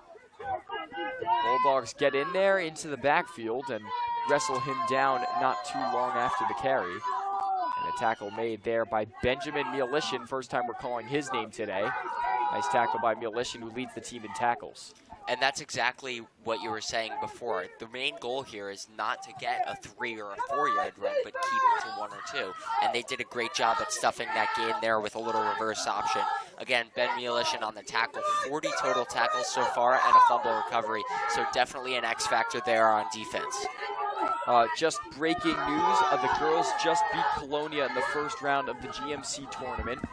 The girls' soccer team just beat Colonia in the 1st round of the GMC tournament. They now beat them for the 2nd time in 2 weeks. On 4th down, wrestled behind the line, and as I've been saying, it's Johnston with the tackle well behind the line, and the Bulldogs will turn over the Hawks on downs, and they're going to get the ball. Wow, that was awesome by Metuchen. Johnston storming into the backfield like a wild man and pulled down the option gain. And as we will now see Metuchen's offense from the 35-yard line with only 35 yards to travel, Jared. Yeah, this is a great impression here by the Bulldogs. A great sack by Kyle Johnston, of course, on 4th down.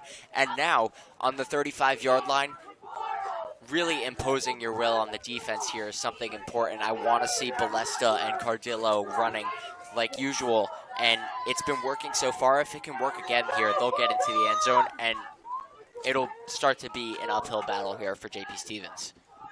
Under center, McPartlin gives it off to Flood, who looks just fine, even dealing with what we thought was a hand injury. There is a flag out on the play, and it's against Metuchen. I didn't see that one there, but it was a holding call. But I didn't see the hold there, but it will set them back. They'll repeat the down at first and 20 from out by the 45-yard line. Have to get out to the 25.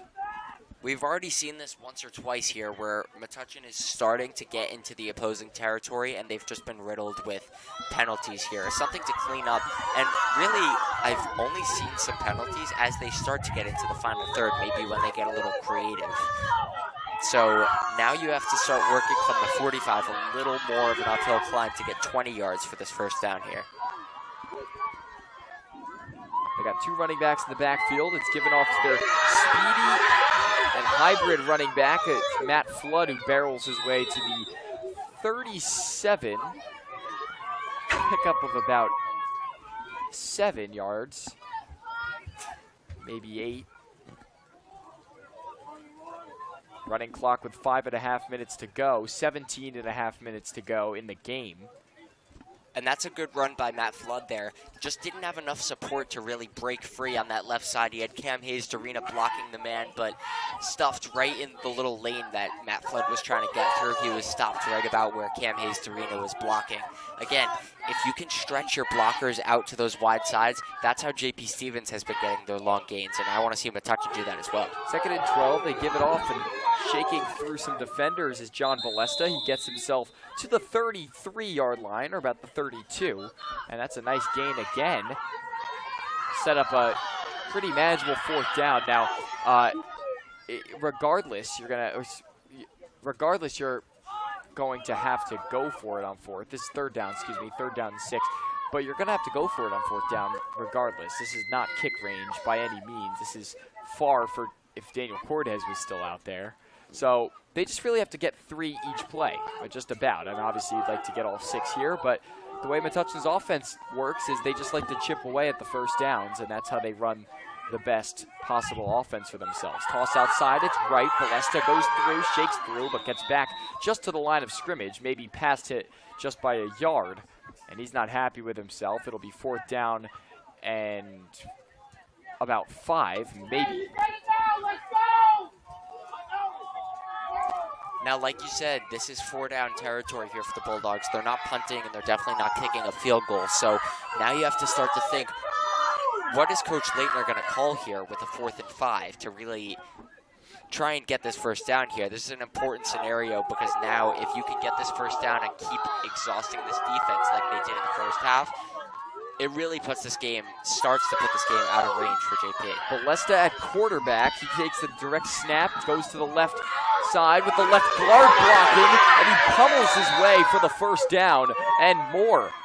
1st down Bulldogs, direct snap to the running back, quarterback John Balesta, and the senior gives the Bulldogs the moving sticks. This quarter has gone by really quickly, 3:24 to go. It is a stopped clock because he went out of bounds, but it's gone by really quickly. I mean, last half there were stoppages left and right with flags, with injuries, and now this one's kind of going by quickly.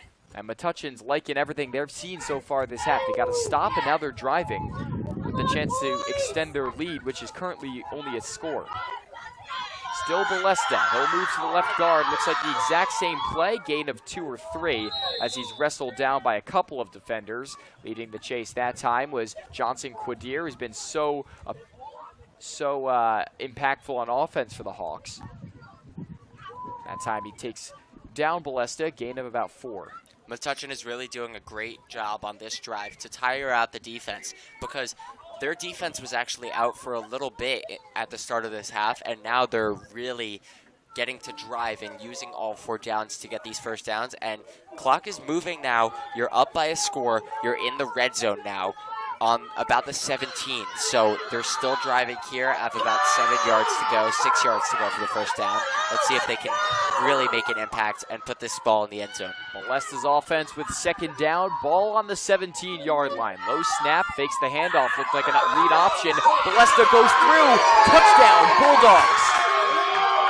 What a run it was from John Balesta, slipping through the cracks. Low snap, but he adjusted well and took it in for the score. A bullet extending through, and he scores for the Bulldogs' 2nd touchdown of the day, and it's 13-0 Metuchen. Jared, what a run.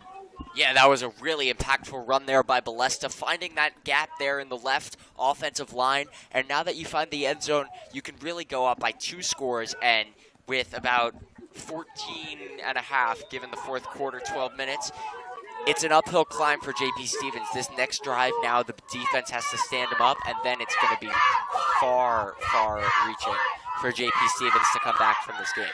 Here's the kick. Wood's kick is good. It's beautiful, and it's 14-0 Metuchen. Jared, this game is not over, though, so they have to get this stop. They have to get the stop. You get a stop, and you are in a great situation. JP Stevens, frankly, can't afford to just kind of sell on these drives. They have to score a touchdown, or the defense is going to feel an insane amount of pressure to keep themselves in the game, as Metuchen's offense is starting to find a little bit of a groove we've seen.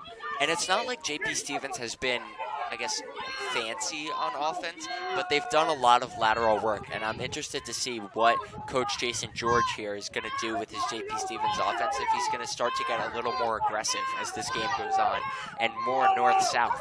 And we'll see what the defensive line and the linebackers can do here for Metuchen to stop this penetration. Bulldogs kick away. It's actually a nice kick from Woods.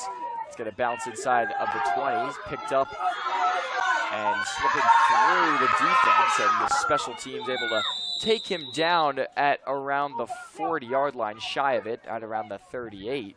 That was a return for number 9, as we've called his name all day, Noah Chung with the return, and it's first down and 10 from the 38.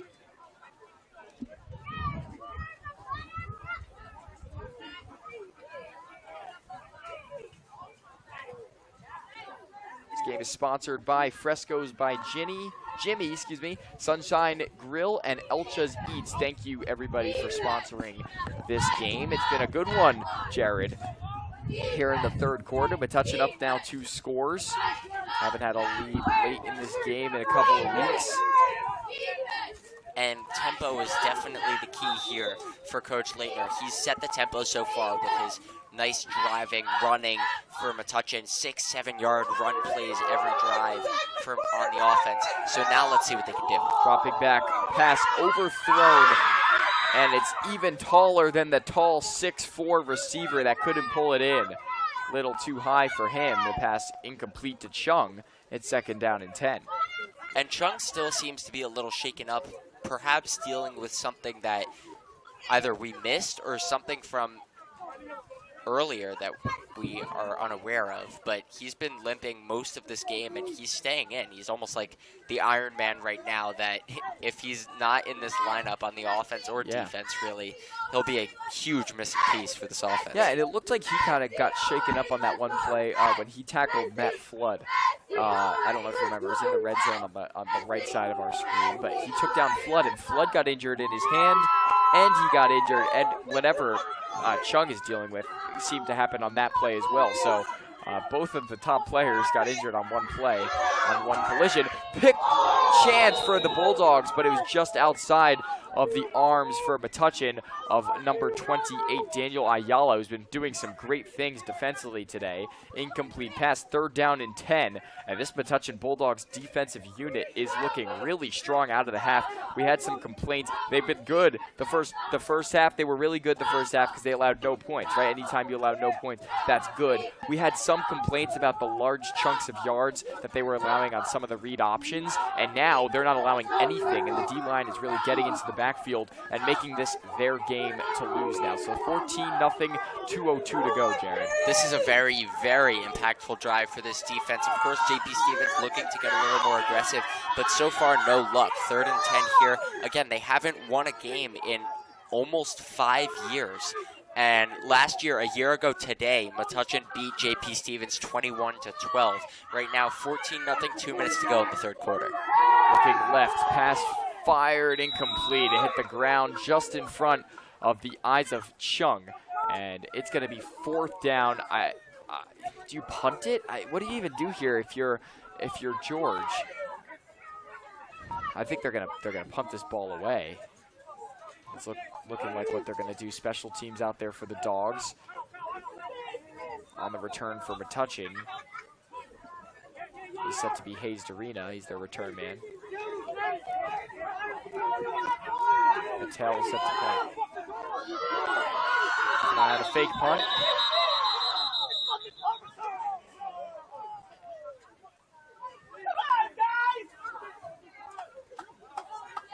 And we're going to get this blown dead as they're going to...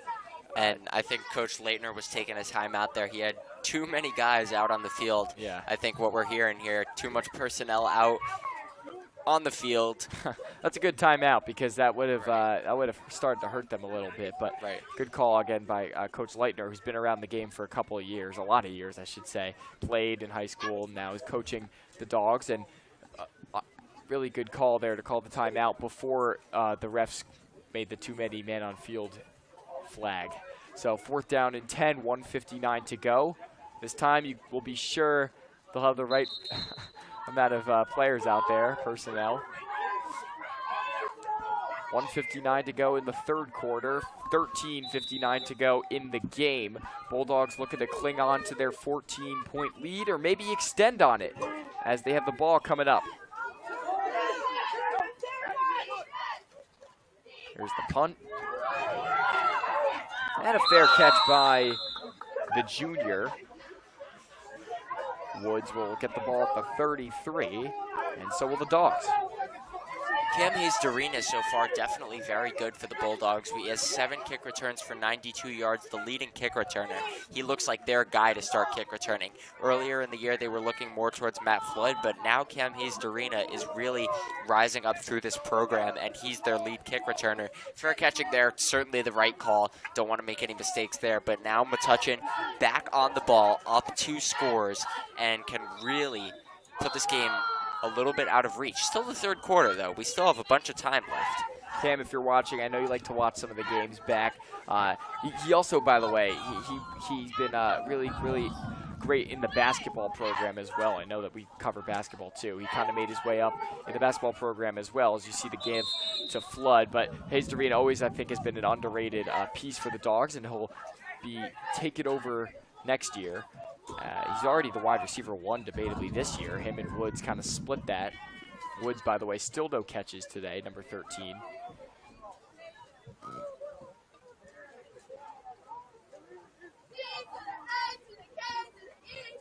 Running clock with 1:25 in the third quarter.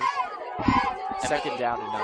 And Metuchen's going to look for one of the drives that they've definitely had this game. A bunch of 5, 6, 7-yard runs that they've just been methodically running through this defense. It's the option, and Ballesta sweeps through. Maybe a first down on the play. It's a really nice gain by Ballesta, and they're going to give him the first down. Move the chains.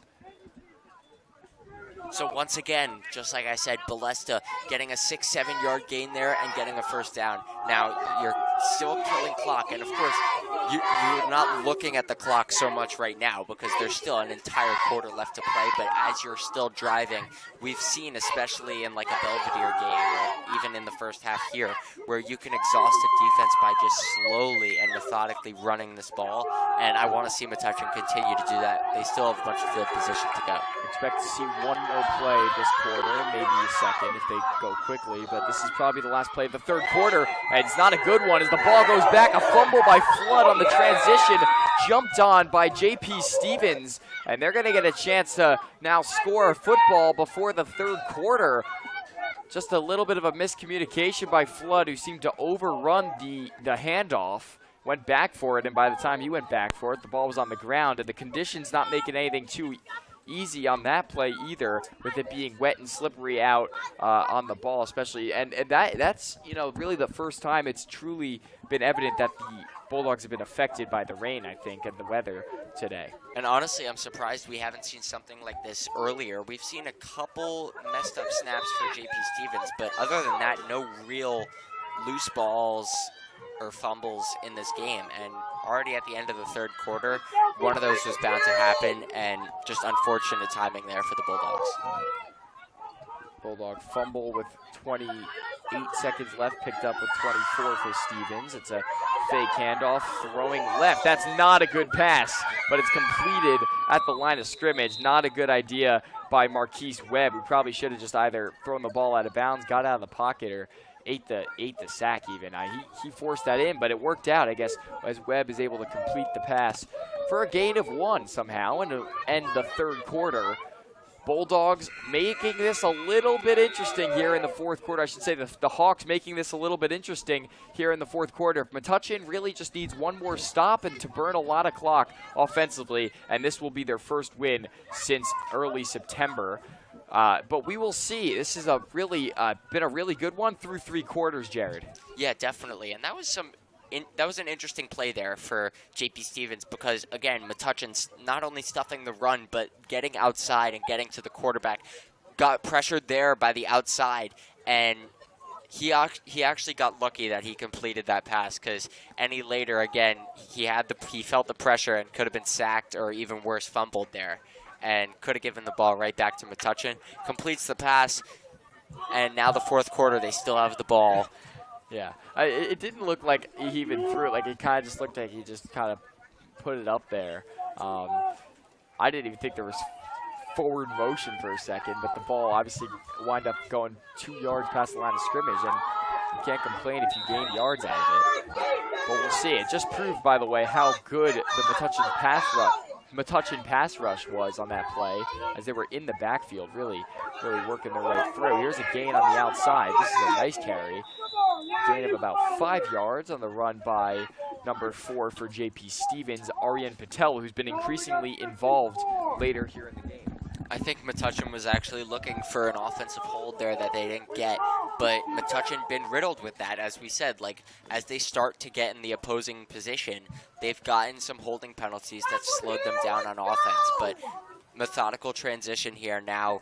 JP Stevens on the ball, might be starting to get a little more aggressive. Now they're inside the 30, so they're imposing on this defense, and they have to come up strong. 3rd down and 5. Looks to be about 7 yards to go. And a stop here is, of course, very crucial. Very crucial. This is a big play right here, and you'd love to slow down the offensive progress. Here's a pass up the middle. Nothing special, just kind of lobs it over the middle to an open target. That's Darlington Anik, the senior wide receiver, with the grab. And that'll move the chains and keep this game going.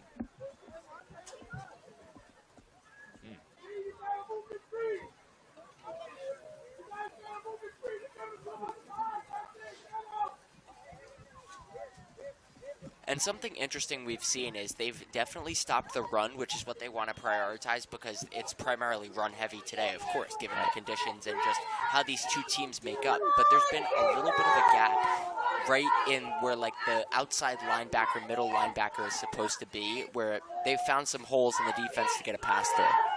And looking right, there's an open receiver right. Oh, this is jackpot, and it's incomplete inside of the 5. That really looked like he called a number and said catch it for that value, but it was incomplete. It feels like the old game we play. But some of these passes aren't always great, but you have to remember Marquise Webb, the junior, is playing quarterback.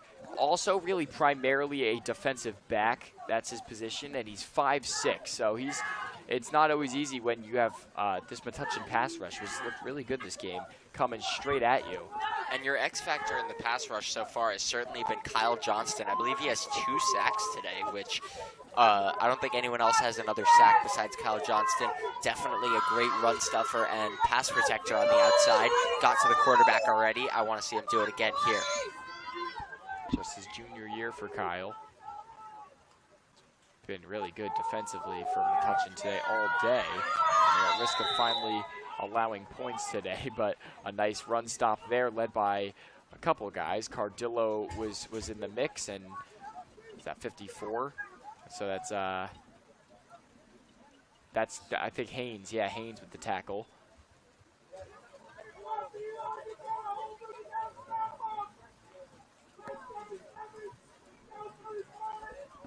Now, JP Stevens is actually slowing down their offense a little bit. Something interesting to note is they're starting to take their time in between plays. They're not going as hurry up, and I think we're getting a timeout here. But the important thing to note is that they're not as timely as I think they should be right now. Down 2 scores, you can't guarantee that you're going to get a score on this play. So I think that you should be aware of the clock, certainly, on offense. Yeah, inside of 10 minutes, Jared, and remember, the clock is running. JP Stevens with no play clock, but they're running, they're racing their own time if they're not able to get a play off quickly. Exactly, and Metuchen, of course, is going to let them waste their time because that's their own time to kill. They're in the lead by 2 scores. So they're just going to let them not necessarily drive, but keep running these plays that honestly take a minute each. You can be sure once Metuchen gets the ball back that they'll be running the ball down the Hawks' throat because that's what they've been doing all day. I think we'll see a lot of Cardillo next drive. Here's a pass on the screen. It's a really, really nice play, actually. He's staying inbound, so the clock's still running. That was a pass complete to Noah Chung, who's been there all day, and he was able to get through one defender and make his way inside the 5, inside the 10, I should say, sorry, and It's first down and 10. Or first down and goal. Yeah, this will be first down and goal from the 8-yard line. And now JP Stevens still letting the clock run. Like, I think this clock actually started, this play started at about the 9-ish minute mark, 8:50. And already they're wasting time. So this is their own time to kill. And of course, you're in the lead, you don't care. It's interesting to note that they're running these plays almost a minute each, and they're really killing their own time that they're going to have to really make a push at the end of this game last 2-3 minutes. Right. It's almost a minute each, and when you really do the math, you don't set yourself up for so much time, especially when you have to go defensive, even if you score a touchdown here. And going out of the pocket, Johnson was almost with the sack. Now rolling to his left, here comes Webb. He can run, man, inside of the 5, and he's going to get himself over to the 5 or 4 yard line. Johnson almost had an almost ceiling sack, which would have been devastating for the Hawks. But JP Stevens, with a mobile quarterback, able to get inside of the 5, or just outside of the 5 at the 6 yard line. Again, though, Jared, 7:35. You made that remark 1 minute ago about the 1 minute plays. These are taking time, and that play especially, the play itself, took an extra couple seconds. So you have to think about the clock, which is running. JP Stevens has to be smart and score quickly. Right. And Kyle Johnson is honestly like mirroring his play style right now to someone like Nick Bosa even, or like Micah Parsons. That's high praise. He's right, high praise. He's really attacking the quarterback here, right. And even putting the pressure on him there was important. Wow, that's an excellent play by the Bulldogs. Haynes and Kion Lee were there that took down the absolutely disabled any thought of a run there. He ran into a brick wall. And again, that's huge for Metuchen because any play that doesn't result in the touchdown is burning 45 seconds off the clock at this rate right now. 6:45 to go in the game. So at about the 8:30 to 9 minute mark, they got first and goal. Now it's third and goal, and we're within this 7 and 6 minute mark. So they're really wasting a lot of time, and it's going to come down to the final couple minutes of this game, depending on if they have the ball or not, for them to really try and come back here. Time is certainly running out for them. Third down and 7 against 6:15. The last play ended with 6:50. Man in the backfield. Oh, and Haynes led the chase, and then Nick Bosa Johnson, as you called him, and then Kion Lee were there, and they take him down in the backfield. That's a loss of a lot. That was a great play by Haynes. He really got into the backfield quickly and caused a lot of pressure, gave a lot of other Bulldogs the chance to get back there, and the chase was there with Johnston and Lee, and they took him down, or actually never actually took him down, but they tackled him with 5:38 to go. Now, Jared, you're thinking about the time. It's fourth down and long. It's fourth down and long. They need to score a touchdown here. So if you don't score a touchdown, you could pretty much call this game over as long as Metuchen doesn't do anything ridiculous in the last couple of minutes. 5:20 to go.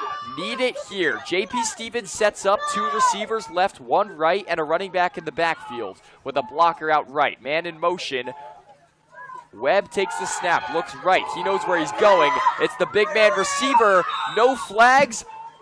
And that's going to be a turnover on downs. The Bulldog defense, as it has all day, comes up with a stop and allows nothing, Jared. And I've told you that Jordan Leitner's defense here, Coach Marcus, his defense here has been spectacular and pressuring the quarterback again there. He just had to throw it up to, again, his favorite, Noah Chung, and he couldn't come down with that completion there. Now, first down on the 16 or 15, for the Bulldogs, 5 minutes to go. So if they can keep this rushing up like they have, barring any penalties or fumbled snap, like anything like that, I think that their 4-year, 353-day streak of not winning a football game for JP Stevens might continue. Well, we will see. They're in a position now to set that up. There will be a stoppage with 5:02 left in the game. Dogs up 14-0 in the fourth. We'll step aside for now. Be back in just a few. Bulldogs lead 14-0. 5 minutes left to play here on the Bulldog Report.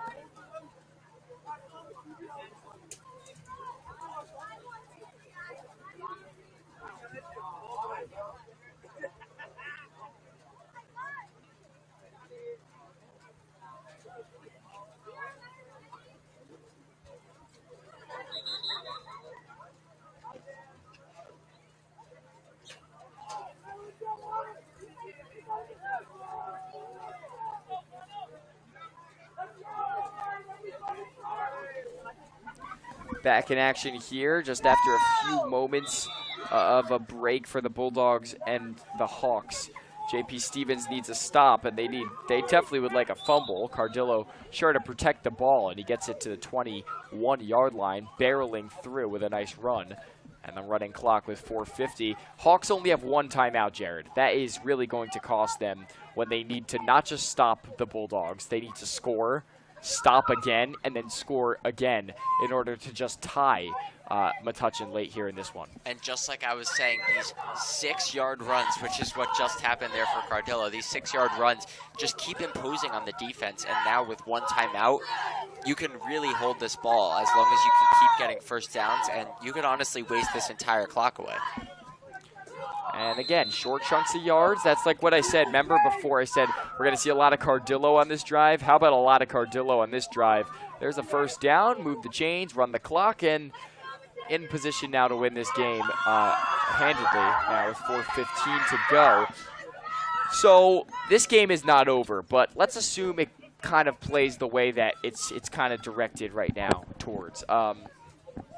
Offense or defense? Who played the better game? I know there doesn't have to be a direct answer because there's been, positives on both sides, but who played on the better side of the ball today?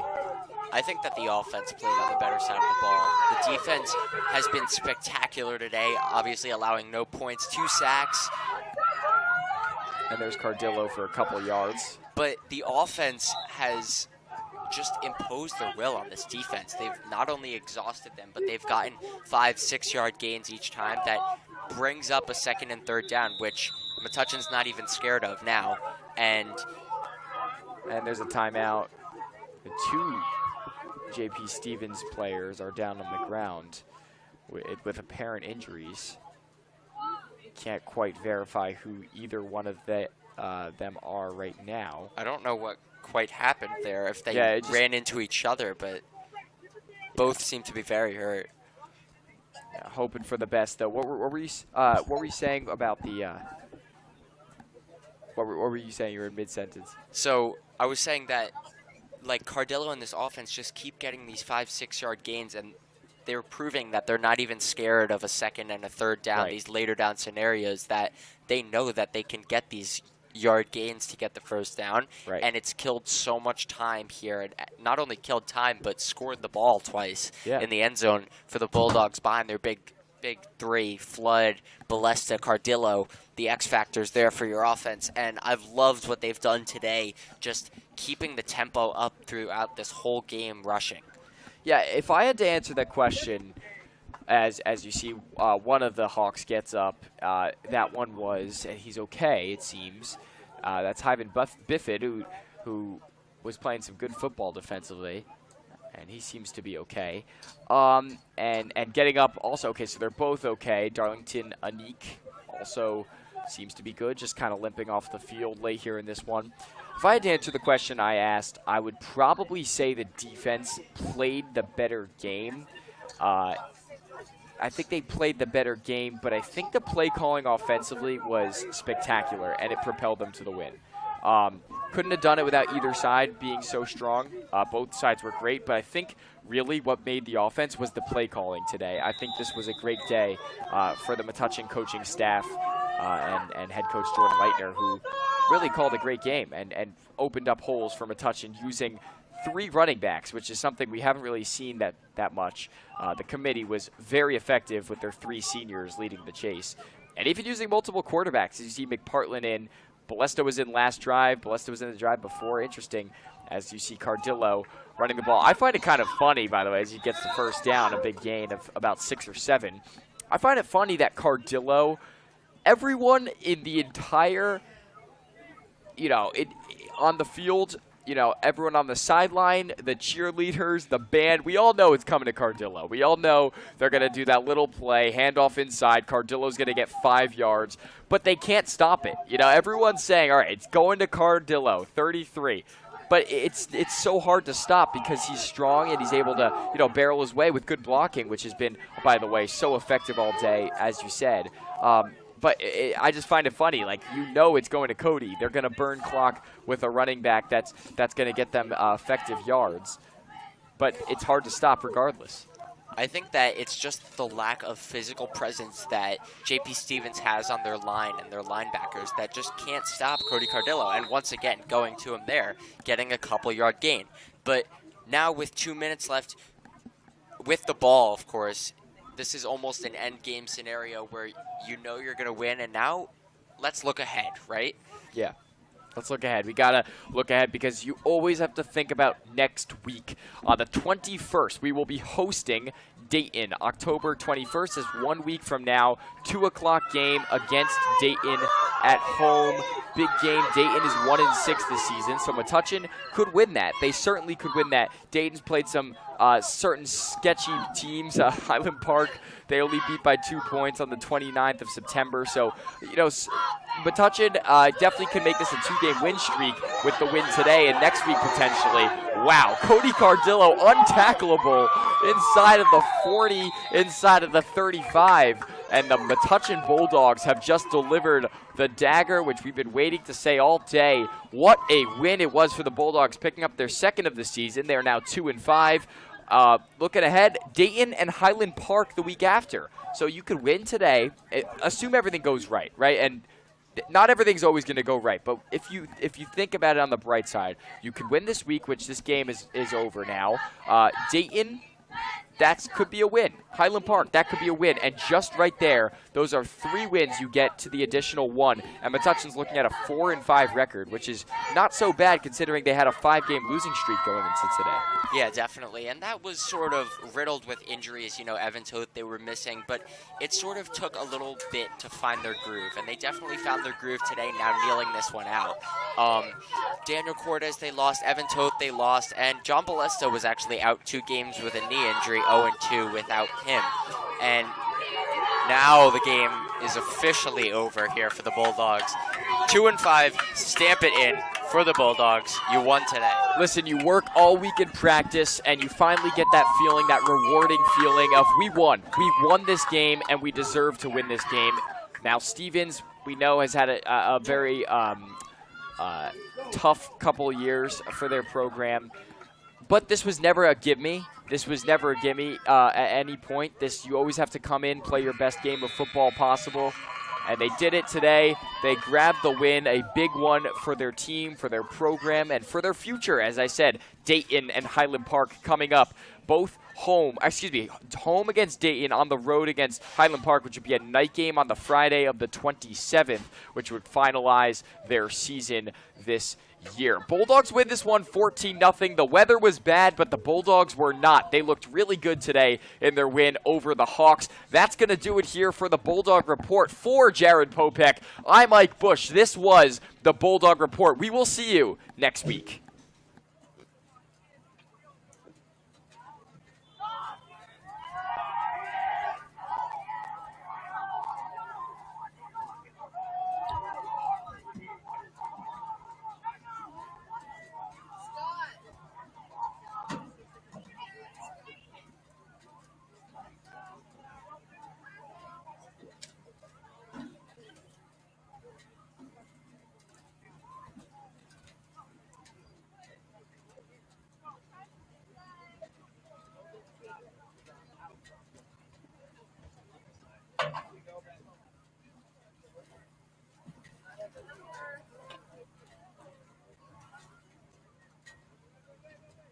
Guys, this is a bit much today.